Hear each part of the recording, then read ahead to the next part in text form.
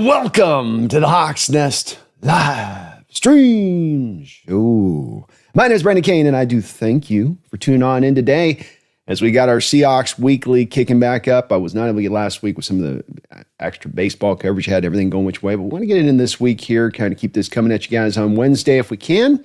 We've got a jam-packed schedule here loaded up for you over the next couple of days, a couple of Mariner baseball, behind any lines, B&B show today, but today is our opportunity with the Seahawks Weekly to just give a little bit of a look-see back at what has been this past week and maybe any little details that have slipped through the cracks, any rumors that might be out there, and also a final look back at this marvelous game our Seattle Seahawks played, taking down the Jacksonville Jaguars, nearly getting a pressure, it seemed like, just about every single passing snap for the Jaguars, speaking to how well the defense played on that side of it, especially still not being at full strength in the offense, of course, cooking along. Sam Darnold continuing to play as the most efficient quarterback and maybe perhaps the best quarterback in the sport here through the early part of this season, absent perhaps maybe Baker Mayfield. And then Jaxon Smith-Njigba, there is not a wide receiver playing better than him. He is currently on pace to just but barely break Calvin Johnson's single-season receiving record. So a lot of really good things to turn over from this game, where Seattle's going, the trade deadline. I've done a little bit of an initial look-see at the trade deadline, which we're going to cover here and through our segments on the show today, and give you guys maybe a little bit of an idea of the lay of the land. Spoiler alert, what's going to make it hard this year and what has made it hard for the trade deadline in general here since it's adjusted and extended out is that the theory of this would be the extending out would maybe give you a more of an opportunity for there be more teams there at that point that's maybe decided they're in sell mode. But what we're seeing, I think, instead is that there's a lot more teams finding themselves more in dreamer mode. I still got a chance. Just a couple games go this way. We're only a couple games out of first that way, especially this season where we haven't seen a true dominance of a couple of teams across the board really extending out, where they'll end up like we did last year, where one team's got 14 wins. Here's a team with 15 wins. Instead, it feels like it's all going to be brought down kind of to the center mass of things. But that is a conversation as we get along here on this side of it. I do want to, if I can here, thank the sponsor of this show. And they have been sponsoring us, of course, here throughout the course of this football season so very kindly to do so. And that's going to be Sleeper, the #1 sports app in the business. You want to get into daily fantasy, weekly fantasy. You want to mix and match some over-under picks between baseball, playoffs, and football. You can do it all here now. They've got great promotions ongoing, including you can get $100 matched on your first deposit up to 100% when you use my code NEST. Use my code as a promo there. That will get you that $100 right back in your pocket from me to you. And hey, you don't even have to use my code. You can just sign up, create a login, and they will give you a free $20 entry, which they're kicking out to you right now. Don't have to give anything for that. They just throw that at you. This is supposed to be opening up here in the state of Washington for full usage, or at least for some partial usage there. So please do see their terms and conditions on their site, but do use Sleeper today as they are so kind as, again, to sponsor the show this year. And we got a little bit of a sighting here from our girl Pumpkin. By the way, you could see on my Sleeper picks as it went out on me.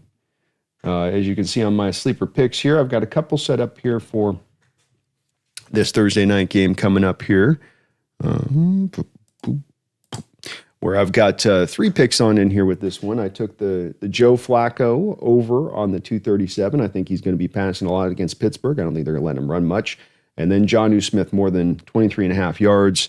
And Darnell Washington more than under 18.5 yards, as they've got Fairmouth, and I don't think they're going to pass a lot. I think they'll probably get up in that game and then just kind of be able to lean on the lead on that one. So please feel free to utilize my picks today. All right, let's get on with some of these segments here today. Let's talk a little bit of Seahawk ball and just a couple of random things here I want to throw at you here out the gate as we get into the segments. First off, Byron Murphy last week had himself one hell of a tremendous game. It sometimes felt like he was just about ready to go and dominate this game and take it over at times, at least as far as a pass rusher goes. Team did a really good job in this game of doing better and better, as they have this year so far at times, I think, of giving him opportunities to where you can intermix the double teams to the single blocks. He can go actually, make some headway as a pass rusher in that way. You got to see that in this game where even Leonard Williams was lined up as a one tech at times, freeing Byron up over to the other side of the formation to go to the three tech, and then he was able to go feast. Per ESPN research, according to Brady Henderson, Byron Murphy had 7 pressures in that game. That was the most by a Seattle Seahawks player in a game since Carlos Dunlap also had 7 against the Bears in 2021. Murphy had 2 sacks, giving him 4.5 on the season. So put you in a pretty nice perspective there when you think about the kind of day he had, especially when you go back to the next comp being a defensive end, not a defensive tackle like Murphy is. And he is indeed really taking a step forward this year in his development. And again, not still being able to do it just 100% of the time or 90% of the time as a 3-tech. It's at the very minimum, split more skewed even to the double teams that he's still having to pick up over there. Yet still being the good soldier, still going out there getting the job done every week. Big part of what's driving this defense right now is the defensive line performance that you're getting from both Leonard Williams and Byron Murphy, with, of course, Jaron Reed chipping in just a little bit too as well on his side. But kind of cool on that. I mentioned the projections on JSN, which are real and true. If I can. And right now, here are your projections for him, which is 119 receptions, 1,972 yards, and 9 touchdowns. Those 119 receptions would break a Seahawks record, his own record he shares with Lockett with 100 receptions on the year. And 1,972 yards would surpass Calvin Johnson as the best receiving season yardage-wise for a wideout in NFL history. This has, of course, been aided a little bit here by the fact that you'll have potentially a 17-game season, but nonetheless, to me, it's still very impressive. As you can see, our own Cooper Kupp there, 1,947 yards, Calvin at 1,964. So, yeah, the extra game does help to get you there, but that don't matter. This record's going to get broken at some point or another, at the very least, because of that. He's got to stay healthy to hold it up through, but Jaxon Smith has taken his game to another 2-3 levels up right now so far this year. Very impressive to see what he's doing. Another guy offensively getting the job done and doing it in impressive fashion is Sam Darnold. He is right now your number 1 rated quarterback by PFF. I know grade systems aren't really weighted a lot by people, but just take away from that some of the other deals here. He's what is that? Sorry. Oh, these are just stats here on more of his deep passes. He's got 48 completions, first on deep passes. These yards are 20 yards or more. 56.5% completion rate on these deep passes. Harder to complete deeper balls down the football field. You're throwing it further and further, yet he's first there. 1,667 passing yards. That's first in the NFL on deep balls. 19.6 yards per attempt. That's first. Why am I highlighting what he's doing on the deep action? Because when you're going to face a lot of stack boxes and you're going to face a lot of blitzes, one of the main forefront ways of countering that is to take the deep shots, because the defense cannot have it all at once. They do not get to have their cake and eat it too. You get one or the other. You can stack a box and take away the run, but then you're going to leave yourself susceptible on the back end of a guy taking the top off the defense, especially if you end up leaving only just one safety back there to get the job done. Teams have continued to remain committed to stopping the Hawks' run at their forefront. Every single team, even the Jacksonville Jaguars last week, who were a team coming into the game that were more drawn prior to dropping into coverage, to trusting their front forward, and not bringing a safety up in the box. And so what Sam has to do, what any quarterback's going to have to do if you're going to be blitzed like this, and we've seen a lot of quarterbacks at times who've been having their boxes stacked up, who've been blitzed up through the nines, and that those quarterbacks don't have the arm talent to be able to then punish those teams down the football field when that happens. This is one of the reasons that you hear me sometimes hammer why arm strength or the ability to make all of the NFL throws in the book is so much of a big part of my evaluation of college quarterbacks. Because when you don't have it, you provide them the means to a defense to kind of stack you up on offense and really then take away what you do well, really make you force into what you don't do well. And that's not a good formula for success to me for a starting quarterback. But here in Darnold, a guy that's a former top 5 talent, for one of the reasons is because he's got true, pure arm talent. You're seeing it here. Accuracy, arm strength, and just sheer guts in the pocket, hanging in there at times to take a shot to get that ball down the field. But he's completing those deep balls. Jackson's helping him on this, but he hit A.J. Barner for a 61-yarder last week. So he's mixing it in with some other guys in there too. And he's got a couple of, by the way, near misses. A near miss to Torrey Horton in that Cardinal game on a deep shot over the top. Maybe his best throw of the year was to Arroyo on sort of a crossing corner route where Arroyo just can't quite reel it in, but it is just an awesome ball where he's softly rolling to his left and he's able to just kind of flick it up over the top to get it on in there. These stats could be even better, and nobody is averaging more yards per attempt because of these stats than Sam Darnold. Just one of the wild parts of this is like Jackson's on this pace that he's on right now, and he's getting a lot of the target share of the offense to make it happen. But an incredible part of this is that Darnold's 20th in passing attempts. 19 other quarterbacks with more passing attempts than he has. And usually, like you'd see with the Calvin Johnson, that you're getting that productivity at 1,900 yards for the season on the back of Matt Stafford being more like Stat Padford at that point, and the Lions having to come from behind all the time, and ends up just allowing you to really stack up the amount of yards at that point. But with us, 20th in attempts, we're not actually using the high volume approach here to get this job done. Very impressive. Sam Darnold is playing amazing brand of ball. Let's keep it moving here on to our segments here. And first up, we got our PFF grades of the week.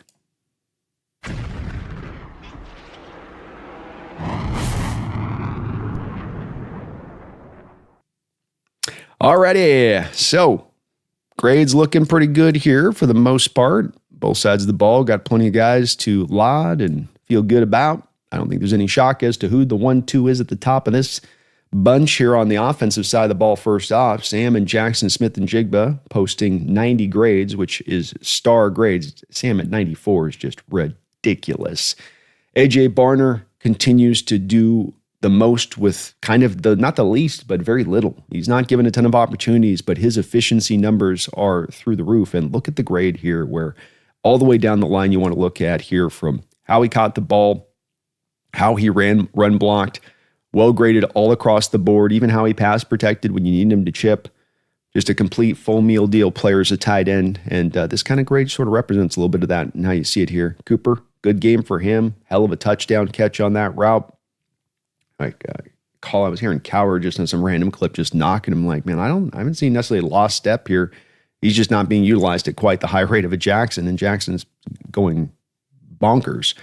Kenneth Walker, decently graded. Charbonnet just behind him, shows you it's really not a running back problem when it comes to the running game right now, just in general terms. Abraham Lucas with a well-graded grade, and Cross with a well-graded grade. Those guys as pillars, strong, silent pillars there holding down the offense at the edges. They have really risen up in that way here over the last couple of weeks. I think some of their improved grades, especially for Lucas from where he started this year, have shown that.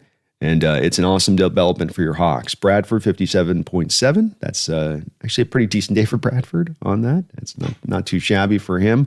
And as we get down to the bottom, Zabel got dinged a little bit on, especially with him on the run blocking grade there, 39.7. Run blocking grade's the far right corner. So he got dinged a little bit there. You see the same thing with Arroyo. Not a shock there. He's not a really great run blocker necessarily. Brady Russell, 46.5. You're missing the presence of Oots. Definitely could use Oots brought back into play here because that would be much more improved. And then Sundell, again, still continues to struggle as it is sort of obvious here that right now, right guard and center, though the rest of the positions are kind of solidifying down, those things tend to still be a bit problematic as it does stand. Defensively speaking, your best day was by Leonard Williams. And Leonard Williams is going to be, I love to see that his grade was up as high as it is. I'm going to have him as my underrated hero of the week this week. But it's not necessarily for him filling up a stat sheet or for all the amazing plays he necessarily made. I'm going to actually try to make a point with identifying him as that sort of underrated hero of the week, because I think that there was a lot he did in this game from almost a leadership standpoint and stuff that Mike, I think, will definitely glom onto when he's looking at the tape with the team and bringing up. And it got me very excited. Nick E. Man. Worry. The man came in and he had himself a hell of a game. He was out there locking it up at the line of scrimmage in the run game, getting off blocks. You got him covering Brian Thomas one-on-one from the slot later on this game. I think Brian caught like a 2-yard pass on him, and he threw him right down to the ground. I mean, the guy on tape, when you rewatch the tape, I don't want to make the comparison to this. I didn't like the comparison with him coming out because it was just unfair. and his tape didn't quite match to what Hamilton had at Notre Dame, but the guy looked like Kyle Hamilton out there. He looked like Kyle Hamilton, and we're using him exactly in that way, and it's just pure fit on this defense right now. How about Drake Thomas? 75.2. I got a couple cut-ups I'm going to show with Drake in this game. He's not been well graded by PFF, and I think it's been rightfully so. I think he's had some struggles in some of the games. You're looking for his coverage numbers, especially to come forward, because he may not be kind of a monster at getting to the run game and getting tackles and getting off blocks, but he should be pretty fleet of foot to be able to handle things as far as a coverage guy down the field. And so good to see that came up a little bit in this game. Well graded across the board, had himself a sack, and it was a pure sack. Wait till I show you that cut up. But also played well in the run game. So good all-around game for him, good all-around game for Ernest Jones. Okada with a little bit of a bounce back. Both him and Drake have had a little bit of a struggle here recently with those two guys. And then you got DeMarcus Lawrence, 67.9. I don't know how they get that point with his grade with the kind of day he had. I think he played a little bit better than that. Just a wee bit. On the downside of it, Darian Kendrick, after starting out this year on fire, has cooled off the past couple of weeks in a major, major way.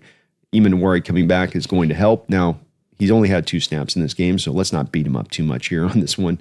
And again, with Eamon Warwick coming back, he's not an outside corner, so he kind of more goes to the bench. Josh Jobe also, though, has been a guy kind of quieting down in recent weeks from what was a very hot start for him. Not particularly well graded in this game. And I think at times in this game, your corners got, I think in Griffin and Jobe's case, you did get bailed out a couple times in this game from some pretty gnarly drops by the Jaguar receivers. Boye Mafe had a couple moments in this game, was not bad. He created some quick pressure here and there, still looking for his first sack of the season, and has still remained in a position where he's been oddly not particularly well graded here by PFF through this year. So whether you want to put those two things together or not, the lack of productivity, the low grade, but for a guy in a contract year, this is not the kind of tape you want to put out there as you're trying to go earn a big market money deal. Shaquille Griffin wasn't great, but he was fine out there, good, and certainly an improvement over what we had out there with Nehemiah Pritchett. And then you got Mike Morris, Pritchett out there, only a couple snaps on in there, not a lot to take away. Byron Murphy at 60.4, kind of like the Marcus Lawrence one. I don't really get that. I don't get that grade at all myself. That one's just kind of like, what? How do you guys get there to that one? Chaz Surratt got himself the highest grade as your PFF guy. Mike Morse made a nice play in the kick return game. The reasons he's up there. Eric Sabat, Jarek Reed's always a very good special teamer, just kind of like you'd expect on this. Michael Dixon had a hell of a day. I'll tell you, that other punter was knocking like 60-yard bombs, and it was making Mike's like 50-plus not look as long, but he was doing a good job flipping field position for us, and continues to be so good for us as a punter in the game. And special teams, you got to give them a lot of lauding in this, because they've been good on almost every single game this year. And again, made all their kicks here in this game, made 2 with Jason Myers. He had made the third one. He had the penalty on the play, though, by the Jaguars, so that allowed you to get the instant first down where you could just down it.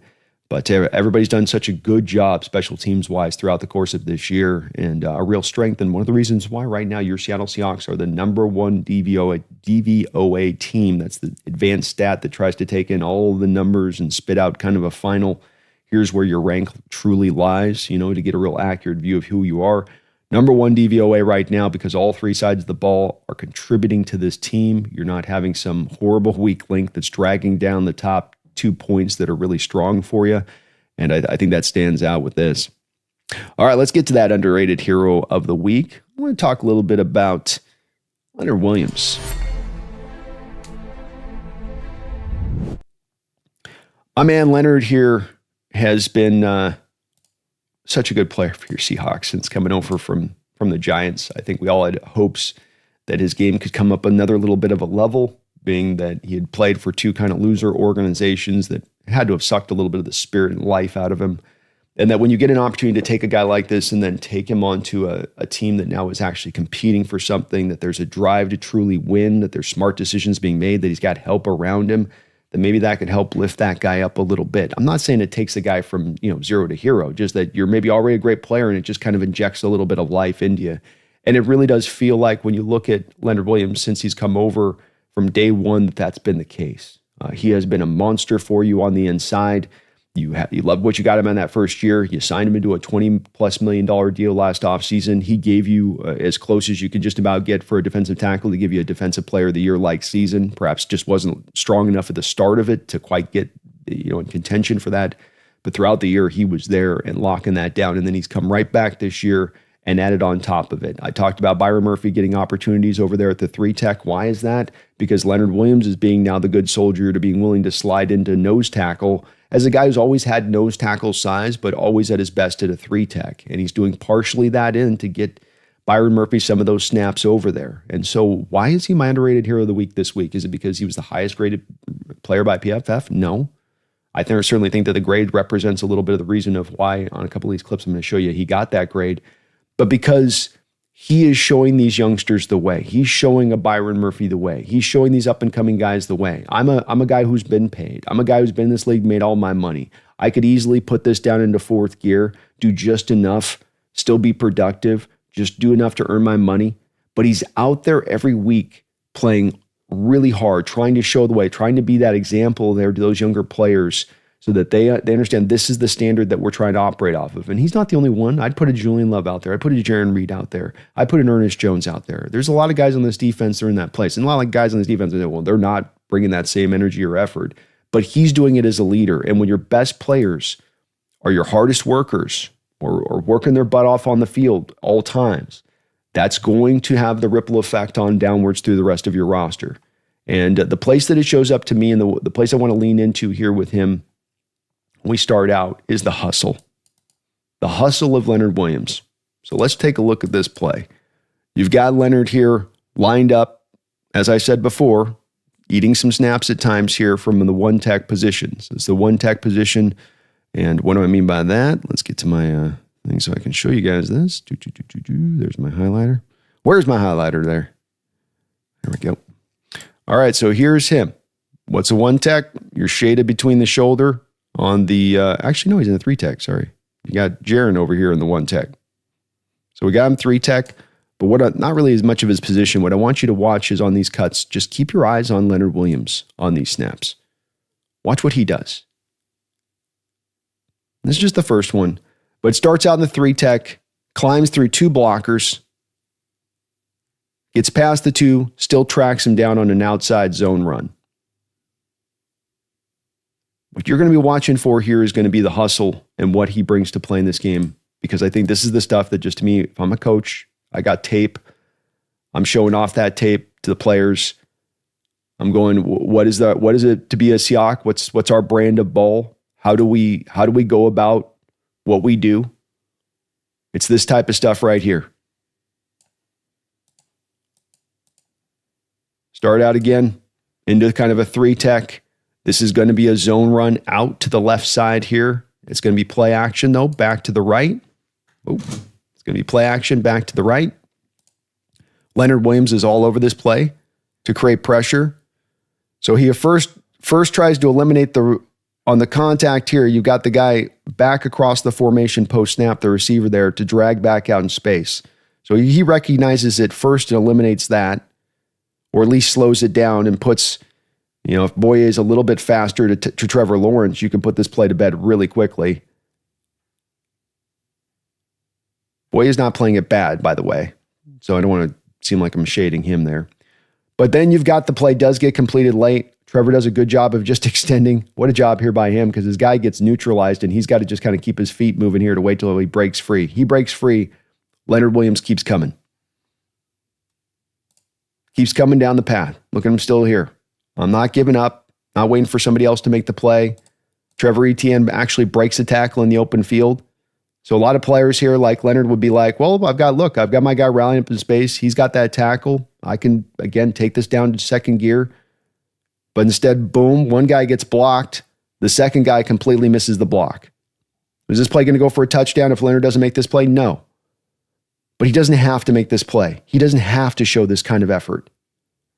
He's tracking this ball. He's ended up running 25 yards in this play. You got to start out going to your right. Then you got to try to knock out the guy. Then you're going after Lawrence. Then I got to sprint another 15 yards back up the field to go make the play here. It's a 320-pound man putting that effort out there. That's a guy that's been in the league for a long period of time putting that kind of effort out there. Mike shows this to these guys, and it's going to have an effect. If your leaders are doing this, how can it not? How can it not? So here, creating that pressure here on Trevor Lawrence, flushing him from the pocket. I did my job. I flushed him for the pocket. I created the pressure. No, get off the block, chase him down, catch his ankle.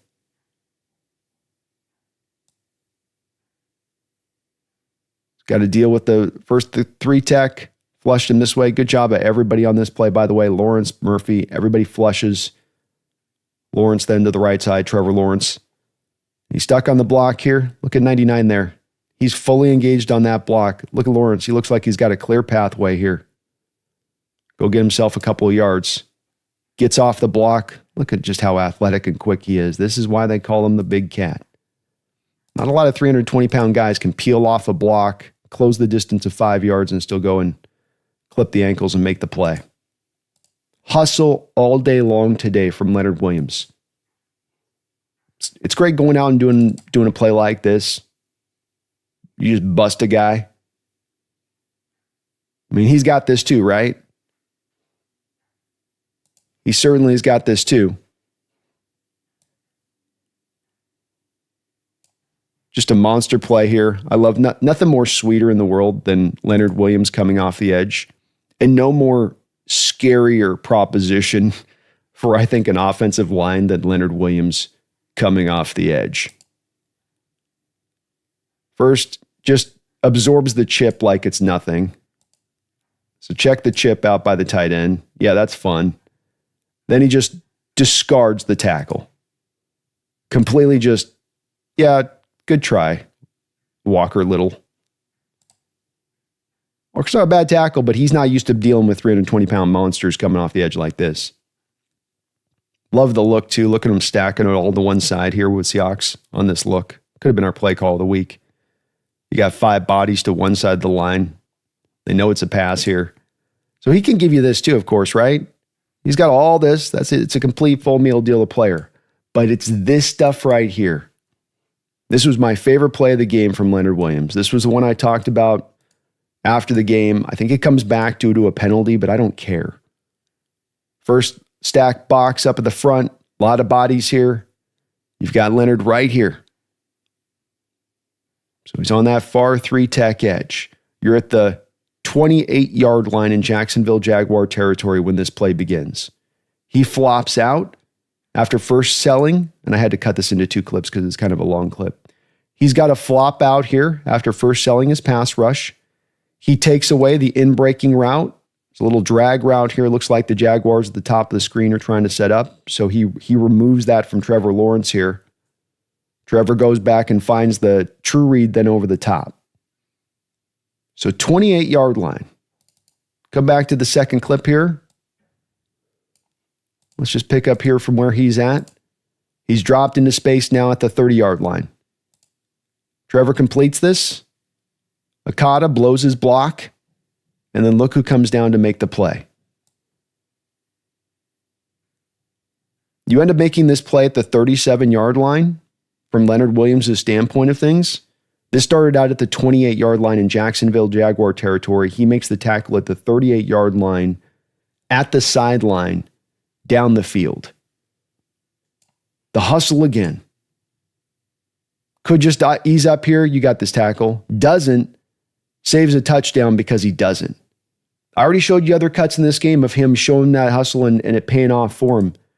But here's where is one of those things that it can save it can save a touchdown. It can save you on a drive. It can save your buddy's butt when he blows a tackle he has no business blowing. God has got to knock this guy out of bounds. You've got to push that guy out of bounds. But he just loses the tackle. But an amazing job by Leonard Williams to get all the way down the field here. Men this big don't typically be built this fast. But that's my guy. That is my guy today. That's Leonard Williams, my underrated hero of the week.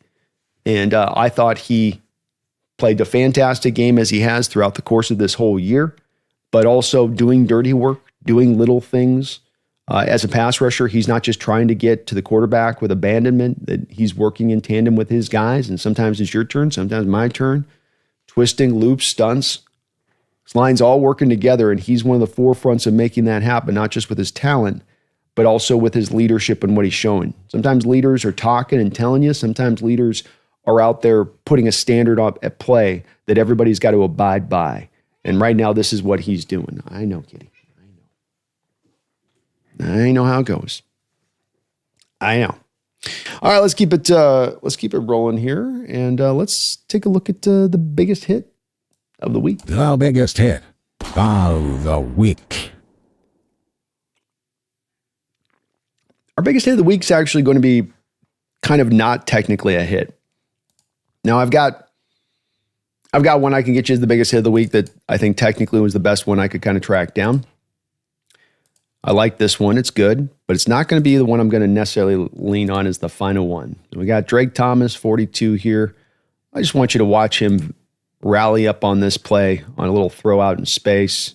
Another one where a guy's hustling his butt off to get to the play, and then nice little stick at the end. If you watch here, you're right at the first down yard line. So when 42 comes in and lays that stick, he's turning this guy sideways to keep him in front of that first down marker.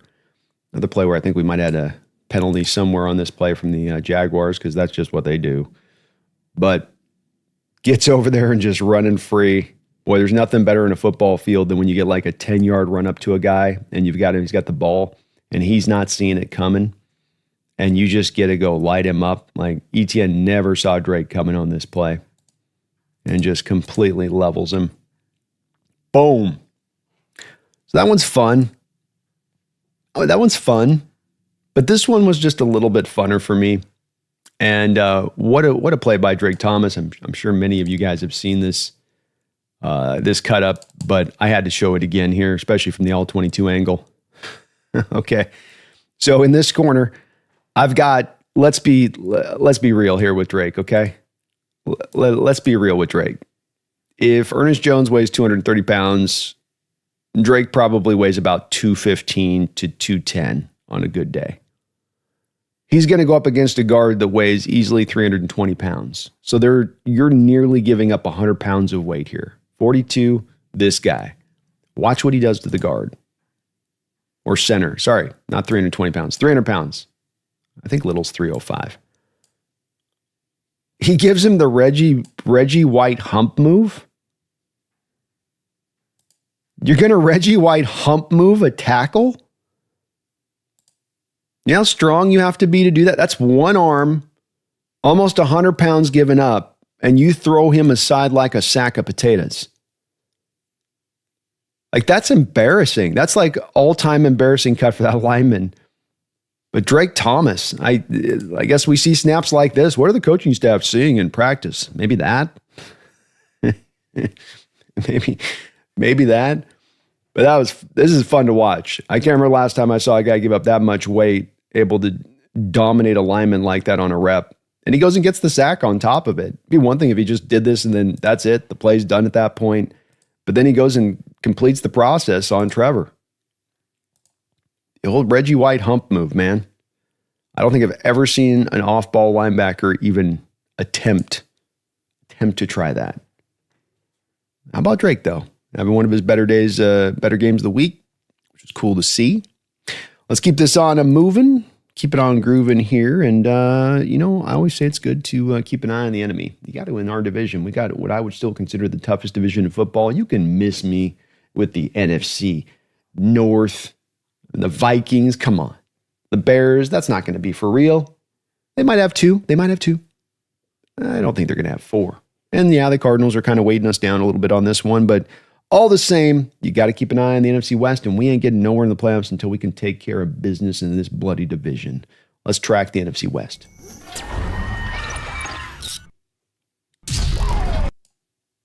All right. So once again, the division does appear to be the best in football, or at least in the contention for thereof. As you have your San Francisco 49ers 4-2, Seahawks 4-2, Los Angeles Rams 4-2, and then the Cardinals at 2-4. But the Cardinals also at 2-4, having collectively lost their games by a total of 7 points. They got one of those funny number kind of situations with the way that they've gotten to where they are. So Still a very tough division. No easy outs here. You have 3 games still remaining against the 49ers and Rams. A lot of this is going to be, I think, then will determine who will be able to take this division when it's all said and done.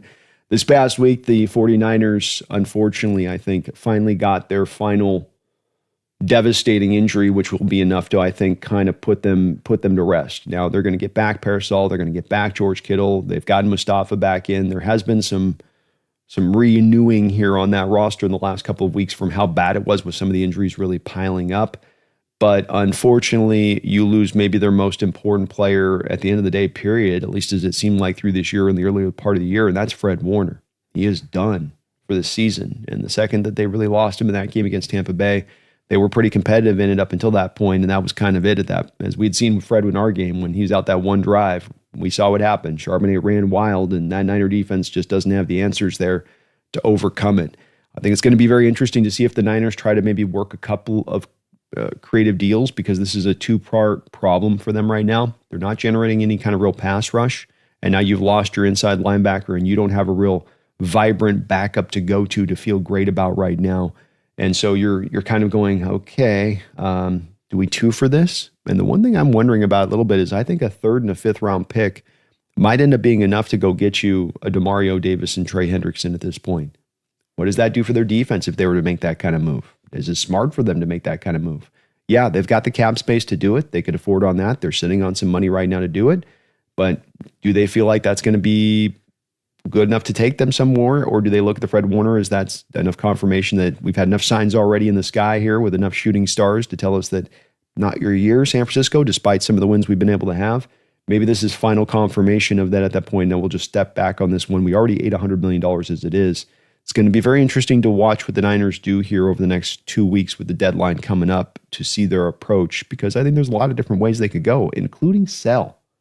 Juwan Jennings, maybe not happy there. There's some wonder about maybe they're going to look to move him. Brandon Ayuk, according to Jesse, already rumors are he's healthy. He could play right now.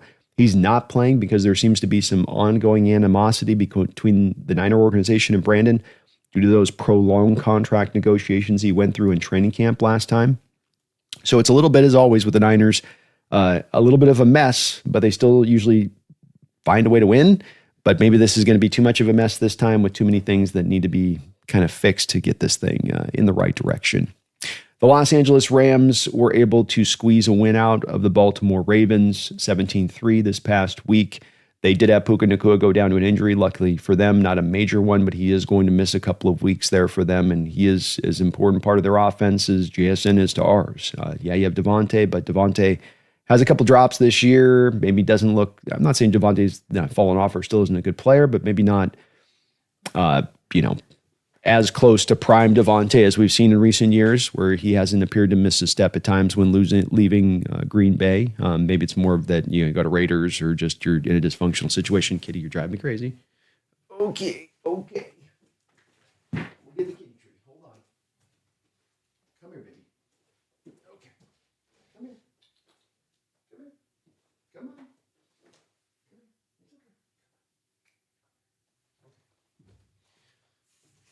We'll see if the tree gets her happy. She's jumping up and down. Come here.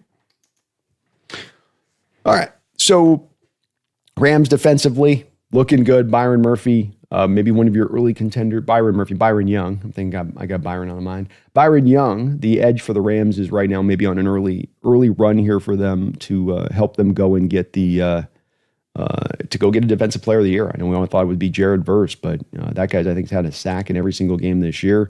He's got like 7.5 for the year, playing really good for them on the defense there, but that D in general is holding it down for them as they did this week. Though the Ravens, of course, were very beat up. They were already kind of in the tank or that Raider team. And so, yeah, good win on the road. They got to go out to Europe now this week and play Jacksonville. And so a long travel schedule. They're going to try to remain out on the East Coast, I guess, is their plan of attack. Is we won't come back to LA and then fly back out to Europe, which is understandable, but you do wonder about where they're going to be at mental body state wise, having 2 weeks away from home like that, especially being kind of in the middle of the season. That's a tough bit of road to kind of go down a little bit for them, but they still remain very strong.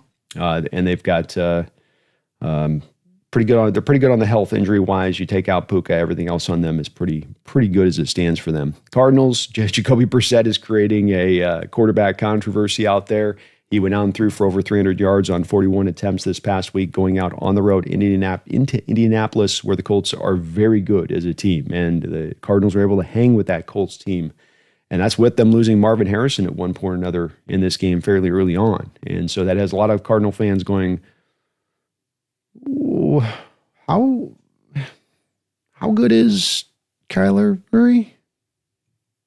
Jacoby's making a couple million this year. We're paying this guy this, and he's executing the offense better without Marvin in the lineup. So I think we may be seeing the beginning stages here, though. I'll tell you about the dysfunction of the Cardinals. We're going to have some talks about this offseason. That owner does not want to have to bury and eat that contract. He wants them to get this fulfilled all the way through with Kyler. He doesn't have a lot of money. He's not in the business of let's bail on this and, okay, we don't save a lot of money, but I'm still eating $50 million. I don't want to do that. And so now the driving force is not that the quarterback is good enough to keep rocking and rolling for you as your number one, but instead you've got to validate a contract given out, and that's the driving force as to why he will be starting here down the road, maybe even beyond this year, maybe even into next year. This is what makes bad organizations. And as I always say, it always starts with ownership. It's not that they have to come in and make a lot of different decisions and have their hands in all of the parts of the team and be like ear to the grindstone, or be like that new Colts owner is, where she's literally got the headset down on the sidelines listening into the play calls.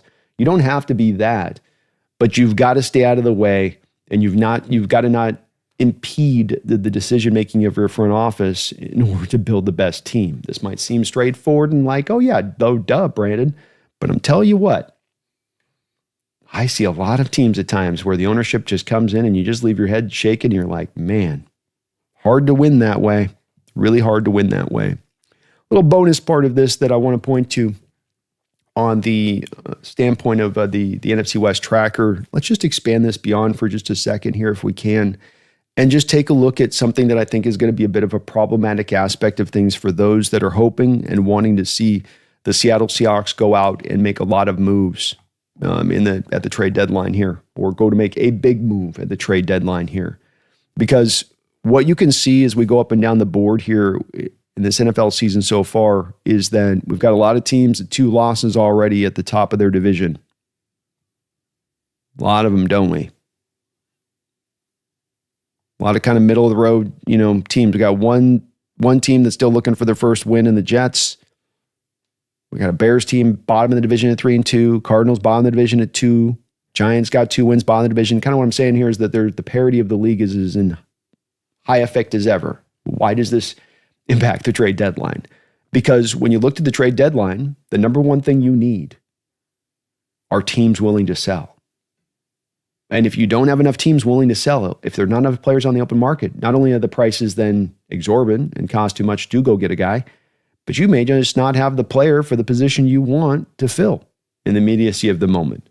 And as I look at it right now and trying to do some studying up last night and looking at the teams that are available and the players that are available, what struck me was that there was just so few teams that actually were out there that you can go and kind of pull from on this, that you're going to be a little bit, I think, kind of stuck here.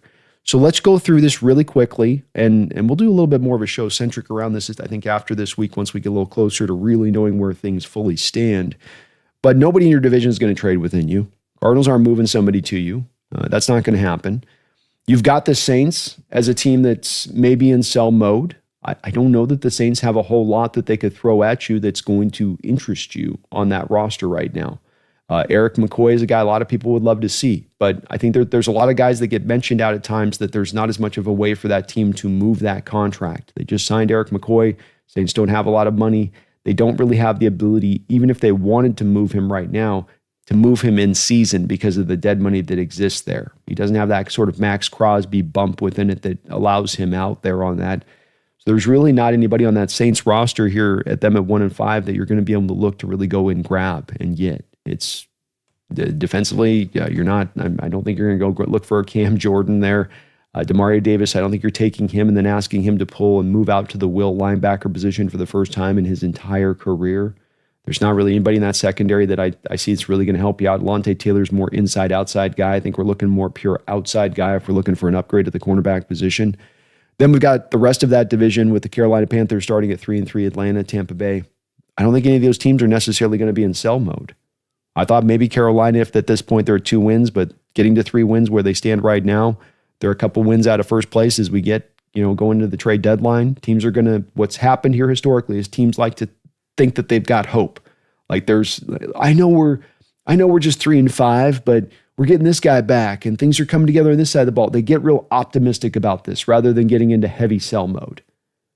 And I think it's understandable. You're trying to keep your fans engaged, and nothing's worse at disengaging fans than becoming a seller at the trade deadline. Likewise here in the NFC North, Bears, Vikings, Lions, Packers. I don't see the seller in this division right now. Bears have just won 3 straight. They're rolling at their strongest right now. I think that's another team that maybe people were looking at as a possibility, but they're not really in play. Giants at the bottom at 2-4. Maybe a possibility there that a Kayvon Thibodeau could become available for you as maybe an interesting potential party there for you. But there's not really much there on that offensive line that I think you're going to want, nor that they were willing to give up. Defensively, I don't think that they've got a lot else that they have that you're really all that interested in going and getting. Dexter Lawrence is on a tough contract to move, so I don't think they're going to be moving him. I don't know that you'd be looking to go after him for what the cost would be to get him anyway. But the Giants are not really going to be having anybody that stands out if they are even in sell mode, which is maybe a bit of a question at this point, considering where they're at with now Jackson starting and him playing pretty well for them. Then that does take out kind of the rest of that division. Likewise, the Cowboys, don't think that they're going to necessarily be in sell mode. If they were, and you could maybe go kick the tires on a Trayvon Diggs, for instance, you certainly maybe wouldn't mind maybe doing something like that. But I think that they're going to try to keep battling and fighting from their own perspective on this too.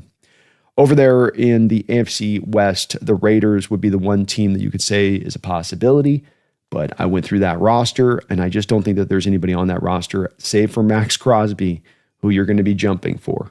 It's just that there's not a lot of guys out there, maybe an Eric Stokes outside corner, if you want to sort of just get another body brought in at that position, former first-round pick for the Packers. That's a possibility, but not really anything else there. Tennessee Titans, another team with there's not a lot of players there that you really want to go get. They're bad for a reason. It's another problem when there's so few teams to go from, but then those teams also are just so bereft of talent. Who are you really wanting to get? Who's really available there from that Titan team that you could go get? I look at them and I just go, there's just not much here. Really isn't. It'd be great if a Tavondre Sweat, for instance, was somebody they'd be willing to offer up. But I don't think that you got that on the offering. I don't think anybody's looking for a Cody Barton reunion at the will linebacker position here. I don't think anybody's going. I think the whole fan base. Oh, we're good with Drake Thomas. No, Drake's fine. No. We're really good with Drake. So Cody probably not returning here. Rest of that division, likewise, I think is in we're going to go forward mode, including the Texans there at 2-3. But maybe they lose this week and they go into a different mode. We'll never know on that one. But I would be skeptical to see them get into sell mode there. Browns are definitely a sell mode type team. You have an Ethan Posick. Could John want to make a return back with Ethan Posick and bring him back into the ranks? I don't think so. Ethan's starting to kind of fall off a little bit in his game. There are also some dead money void years buried in the Posick deal that don't make it work particularly well. So it would not make a lot of sense there. The Wyatt Teller contract, the Joel Bitonio contract, I don't know if they look very movable right now as it stands. There's some parts of those deals too that I look at and I go, on top of the whole, like with the Chenna situation there on Wyatt and the whole dirty hit thing, just beyond all that, I don't know if the money thing would really work for John to bring those guys in mid-season for what you're kind of taking on. The Browns have had to get creative in some of their contracts because of the Deshaun Watson deal, creating void years and weird contracts on guys you wouldn't typically do it on. Again, part of just how dumb that organization is and on how they run. But again, with the Browns too, not a lot of guys there. Craig Newsome was a guy on an outside corner position I would have looked at, but you moved him to the Jacksonville Jaguars last week. Not really anybody else into that secondary in the outside corner position as we're looking kind of outside corner, maybe edge. Not really just kind of much there. I will say with the Titans, I forgot there was one guy there with Kevin Zeitler who could be maybe interesting. He's not the most mobile guy, but a steady vet that's been around the block many, many times over. right guard is maybe a guy that they could potentially look to target there on that one. But with the Browns, not much there as well. You're not going to get those linemen. There's no way there at linebacker. They're really free to grab. If a JOK was still, I think, healthy, maybe thinking, but I think he's completely done at this point. So you're pretty stuck. They're rocking Devin Bush at linebacker right now. So they don't have a lot there to be able to pull from. Ravens are a team that could get into surprise sell mode here. And the one guy to kind of keep an eye on maybe with the Ravens would be Kyle Van Noy. He is a vet. He's not expensive. He is well situated within this McDonald defense. There are times you can give him will linebacker snaps and he can fill in there and kind of rotate in with another linebacker into that position like a Drake Thomas. He can rush off the edge and give you some reinforcement as a pass rusher if you are worried about the injury situation there. It's not going to cost a whole hell of a lot. They also have Jair Alexander out there on the one-year deal that they signed him to, but he is not playing well. He is another guy that looks a little bit like the shot fighter, like kind of at the end of the road a little bit potentially there in how he's kind of performing. But interesting with Kyle. A guy to just kind of keep a little bit of an eye on there with him. I don't think they're going to look to move a Travis Jones, though they need to get him on a new contract. He's having a bit of a down year from where he's been. He's also fighting through knee injuries. I think he's off the board. Tyler Lindenbaum would be kind of like he's right behind Mike Crosby here as sort of a dream addition that you could bring in. They've got to get him on a contract extension after this year. Ravens may be looking at their cap situation, not liking the thought of doing that with some of the other deals that they have to sign. But maybe a guy that kind of a pie in the sky dream situation to go and look at finding that guy out there for the Ravens. There's nobody else really there for them. And then that leaves you down to the two teams being the Jets and the Dolphins that will probably be in sell mode. That puts Jordan Brooks potentially in play at the will linebacker. I don't think that we would do it, but you never know there as far as the familiarity aspect of it. Jalen Phillips is reportedly on the trade market right now. He's an edge that's had multiple lower leg injuries, kind of scary there, but could give you some edge reinforcement on that side of it.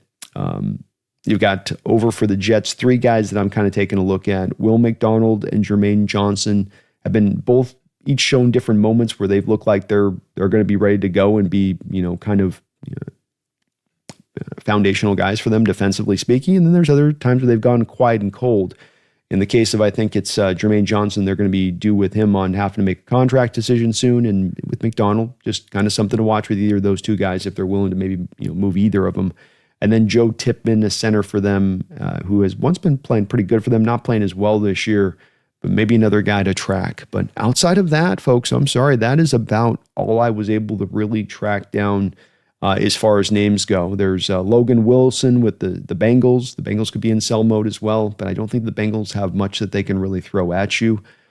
There's pass coverage liabilities with Logan Wilson. If you're going to move him out there at linebacker, I don't think the Seattle's going to like. I mean, it's kind of the same thing. You give sort of a Jordan Brooks thing there. Cam Taylor-Britt's outside corners not played particularly well recently. So it is very, very thin, and I think beyond whatever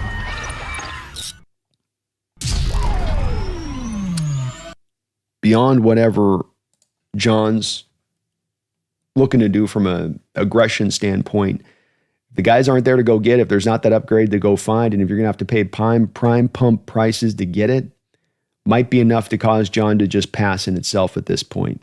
Kind of all the more reason I find myself leaning back on, because there's so many soft moves you can make that might make the needle do like this. Might as well just go make a move that's actually going to make the needle move if you're going to make one. Not that I'm saying you should require to do some, but I know I had a lot of requests on kind of taking a look at this. It's just kind of lean. Trey Hendrickson, you want to run for him? He's a put a hand in the dirt guy. You're going to have him standing up now. Is that going to be a good transition for him, especially for probably the minimum third round pick it's going to cost to go get him? I'm not as certain there. I'm not as certain. All right, let's move it on here to our last segment here of the week, which is going to be, actually, we got two more segments of the week here left. My bad. Let's go and take a look at this part here with JSN. I love the year JSN's having, and I took this segment a little bit from ESPN, of course, which is the come on man moment of the week. There's always that one moment where you just go, come on, you can't be doing that. Like, you know better than that. I don't mind when players have mental errors or in the heat of the moment something happens, and that happens. It's an emotional sport. You're running hot at all times. Things are going to happen.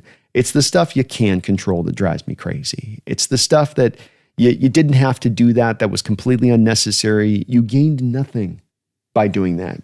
Why did you do it? And unfortunately this week, for the guy that had an amazing game off to the best start for a Seahawks wide receiver in Hawk history, it's got to be JSN. First off, let's just watch and take into account and drink up this nasty route. You think you can cover JSN? Good luck. He sets his out routes up so good on this type of stuff where he's quick enough with his hip transition that he can give you the 2 on his steps to the inside and then come back outside lightning fast. So he runs a pristine route. Darnold throws a great ball, gets his feet down, gets a first down, has this drive working. Seahawks are right now up in this game, so it's a big 15-yard play at this point. You got the momentum rolling. You can close this game out. Everything looks like it's ready to happen, but instead you allow the Jaguars to linger around in this game because of this next moment.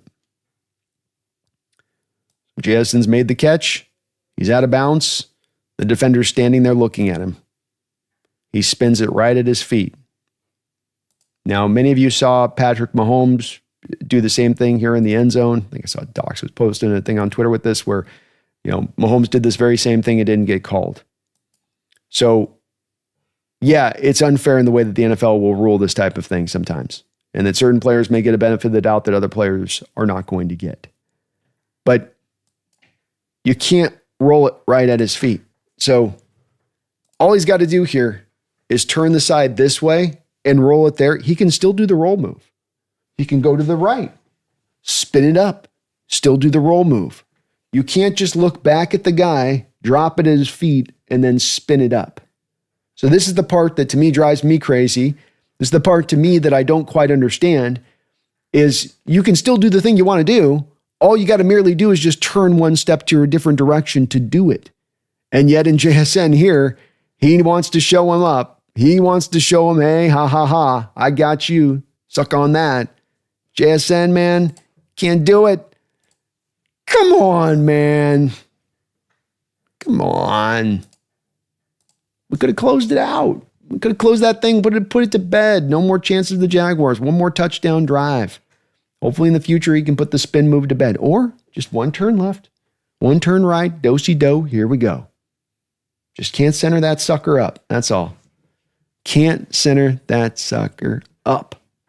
Every week, folks, there's a play call that comes in and hits just a wee bit different. There's one that I like a little bit more than the rest. One that just kind of stands out to me that I'm like, yeah, that's a good play call right there. Let's look at that one right here. Let's look at the play call that hit just a little bit different.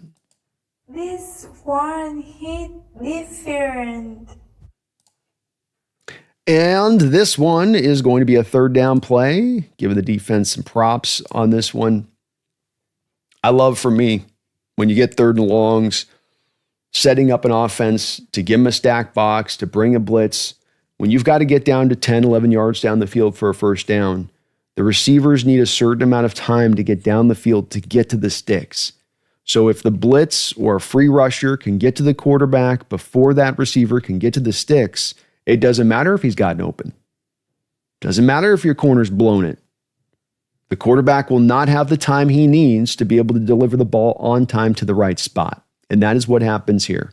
We've already gotten to see Nicky Manwari as a very, very good blitzer. I saw this at training camp. The kid's got an understanding for how to do it. He's a problem coming off the edge with his size and his length for any kind of blockers. Say nothing of if you're going to try to chip him or get a running back up on him, he's going to be both quick and big on guys like that, which they're not going to know how to deal with. Seattle's going to come out here in their cover 2 shell off coverage. Now, why are they in that? Because they're playing to the sticks. So that if, they're sort of kind of opening the door for Trevor here. If you have a short route, a little check down play you want to throw to here, we're going to be to depth. You can go hit that check down play. Well, let me show you the play maybe, huh? Might help if I actually show you the play. Oh, my bad. Yeah, I got to clean this up. There we go. Okay. Back to this. We got Nick Manwari here, right around the line of scrimmage. You already have Drake Thomas and Ernest Jones in the B gap here. You've kind of stacked up the formation on the high side. Here's your corners and safeties, cover 2 shell, 4 corners and off coverage here. to the outside. So you're opening the door up if he just wants to take a check down. Meanwhile, your first down marker is kind of right about on in here. All right. And Nick up around the line of scrimmage. So this is really going to then test this offensive line out because you're going 4 wide here. So the line's getting kind of reduced down by the number of bodies. Yeah, you have the back there, but that still leaves you 6 for their 1, 2, 3, 4, 5, 6, 7 Seahawks. 7 Seahawks, 6 blockers when you count the running back to pick this up. So you should get a free rusher by how this sets up. And if the free rusher can get to Trevor before Trevor can get to the throw, then you don't even have a throw to a competent throw if you were to the sticks. And that is what happens here. Play this out just a couple times to let you guys kind of watch it.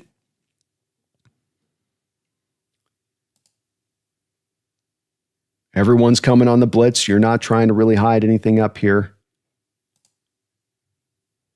The one guy dropping out is going to be DeMarcus Lawrence. So let's go to this 2 other parts of this that make this very cool. You do a zone drop with DeMarcus off the top. He's going to go to the middle of the field. And then you're going to end up drawing this running back to pick up DeMarcus. So the running back's determined here with the pre-snap with how Trevor's told him, you're going to be going over here to the left. You're going to have to deal with one of these 2 guys off the edge. We don't have the numbers games to deal with it. That's where you've got to be. And then this would, theoretically at that point allow you to kind of block this up relatively good. But this is what then opens the door for Nick Emanwari to have a free run at the passer. Because see here, Nick's coming there from the bottom side. That running back's on the high side. As soon as he sees the guy drops, he gets his head back over to try to go find somebody who he's got to go block, right? But he doesn't quite see Emanwari until it's too late. So Emanwari gets free here. He's got the free rush. Trevor does a good job to get a couple steps to his left to elongate this play. But why this is also so very important is I want you to look at this from the coverage angle of this. So when we're here to the high side of this, these 2 guys are going to be down to this side of the field here, and then you've got your 2 here. So you seem to have this okay. But what you end up here is with the 2 Jaguar receivers running up through, it seems like you've got him going to sort of a single high situation here, like you'd be running almost cover 3. So he's really out of the play from these 2 wide receivers other than if one of those guys goes to depth. So this does put your outside corner, I think that's Job there, in the bit of the pickle where he's got a 2 for 1. See a bit of the 2 for 1 there? He stays kind of and cuts, he sort of splits the difference, doesn't he? I mean, he's kind of playing relatively up on that guy. He's got to stay to depth because I think he's still got kind of cover 3. But the second he sees him throttle it down, he locks it in. But what that would do and allow is just imagine this on a play of if Trevor Lawrence hit his back foot here and he could let this rip rather than there being instantaneous pressure. I think Job then gives up that catch because remember with Job, he's got to play cover 3. So this guy here has got to play 2 depth that way. He's got to have ultimately the responsibility, maybe it's cover 3 man match, but he's got to still stay on top and not get beat deep, which then opens the door for the in-cutting route there to get a first down. The timing on this is right. This is a first. And he's open and he can go make that catch. But because Emanwari forces the action before you can get to the sticks for this long developing route, because he's got to not only get down past the sticks, but now I got to throttle down and come back for the ball. That takes a long time for that to set up. Get the free rusher there. You can just neutralize this whole play from the jump. Why I love this so much is we had years here where we'd run a front 4, drop our guys into coverage, and you'd still give up this completion because you weren't getting the pressure because the quarterback would have all the time in the world to wait for things to develop and set up. Take it to them. Don't let them take it to you. You dictate the terms. You force the action. That's what the Seahawks did here. Good job by Boye Mafe with his depth here as well. Squeezing this throw just a little bit on the under. You see him undercutting that round here. Boye right here. Really good job on him getting really, really good depth here. Playing it well. But a fantastic call by Mike McDonald. And what I had been calling for coming into this game. Give me some more stack boxes. Give me simulate pressures. Give me actual blitzing. Intermix all of it. Don't have to run it 24/7, but run it at those more select key times throughout the course of the game, and it's going to have big impact, and then it will have big impact on those times when you're not even running it, where the quarterback starts to anticipate it's actually going to come when it's not. So there we go, man. There's our Seahawks Weekly for y'all there. Fun to look and go back over the tape here. The defense was really playing with a sense of purpose and motivation. It felt like this week, last week a little bit, just kind of feeling at times like they were on their heels and letting the Buccaneers kind of take it to them. But things are going well here for our Hawks. A great opportunity this upcoming week with the Texans coming into town to really both set the stage for that bye week, to get your rest, to be at 5-2, but then to also give John really a lot of ammunition, I think, in his mind for a reason to go out there and be aggressive at the trade deadline if something does happen to open up. Don't know if it will, as we're looking at on the chart there with the teams that are maybe going to be in sell mode. I don't think there's going to be a lot of teams in sell mode when this is all said and done on that, but you never can tell.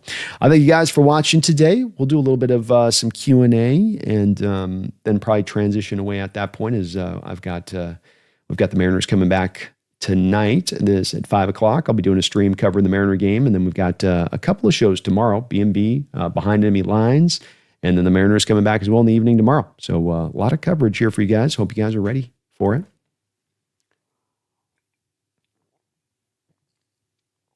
Martin, Amy, Brian, how you doing? Good to see you. Sam, hello. CD Woods, otherwise I would go He says, we're not going to get no lineman, but the best trade IMO is one that makes the run game more consistent. Otherwise, I would go linebacker because even though we had a great game, I don't trust Drake or Knight at the will linebacker. And their back and forth reminds me of Haynes and Bradford last season. I certainly think there's a lot of room there to go find a linebacker. I think you're right in that it's going to be very hard to find an offensive lineman. And that we saw last year, you can go and find quality linebacker kind of at all times. You're able to go get Ernest Jones for a fourth rounder. And I would think that there's probably some type of move out there like that you could probably go make. It's not going to cost you a lot, I would think.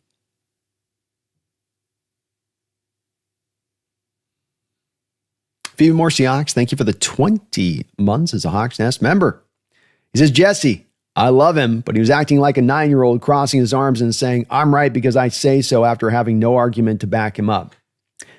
Yeah, I think it's going to be. I think it's going to be probably a forever debate with me and Jesse. I think that we have a lot we agree on in how we see football and how we see how you build teams and how you need to allocate resources. And I think there's a lot there. I mean, even how I think scout guys. I think me and Jesse have a diametrically opposed view of quarterback play and what makes good quarterback play, what it doesn't make quarterback play, when there's credit, when there isn't credit that should be given to the QB. He's got his eyes viewed in a certain way, and I'm okay with that. What I do try to get to with him, as I did last night, as we got ourselves into a pretty healthy debate on the NFC West roundtable, was just that I want you to back up what you say. And you guys know I'm consistent about this here with people that will make magnanimous statements about things and then have nothing to back it up. It's not that one particular stat or another is going to sell your story and be enough proof that takes it over the line, but you should have something. You should have a collection of something, right? You should be trying to build your case with as much supporting evidence as there might exist to be had. And when it comes to Sam Darnold and when it came to Geno Smith, as he talked about last night, it's just kind of this, he says it's his eyes. I would call it just kind of his gut. And that he just kind of has a general feeling of looking at these guys and going, I just don't generally like it. I just don't generally see it. And to me, that's not enough.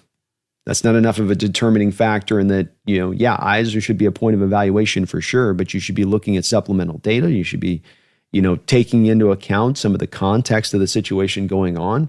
For instance, talking about Sam Darnold in that final playoff game against the Rams and laying that somehow at his feet as being the situation of him reverting back to old Sam is a simplistic outlook of the situation there with what was going on with Minnesota and not accurate when you look at what was going on with their offensive line, with the game plan that O'Connell called. Could Darnold have maybe played a bit better? Maybe. But I don't, as I've tried to tell Jesse, and I, again, don't think I land much with this, who's the quarterback in that playoff game against the Rams who was going to play well with that onslaught of pressure that he was dealing with from the Rams front, because all of his offensive linemen were basically out, bad, or broken.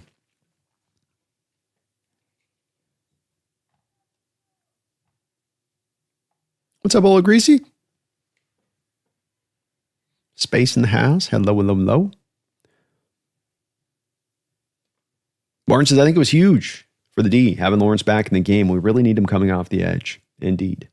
That was, we could see what a boon that was to the defense, him coming in there. I think it rounded out a little bit of the rotations, a little bit better. And certainly his impact was more significant in both the run and as a pass rusher. He's a huge key right now, this defense right now, it seems like.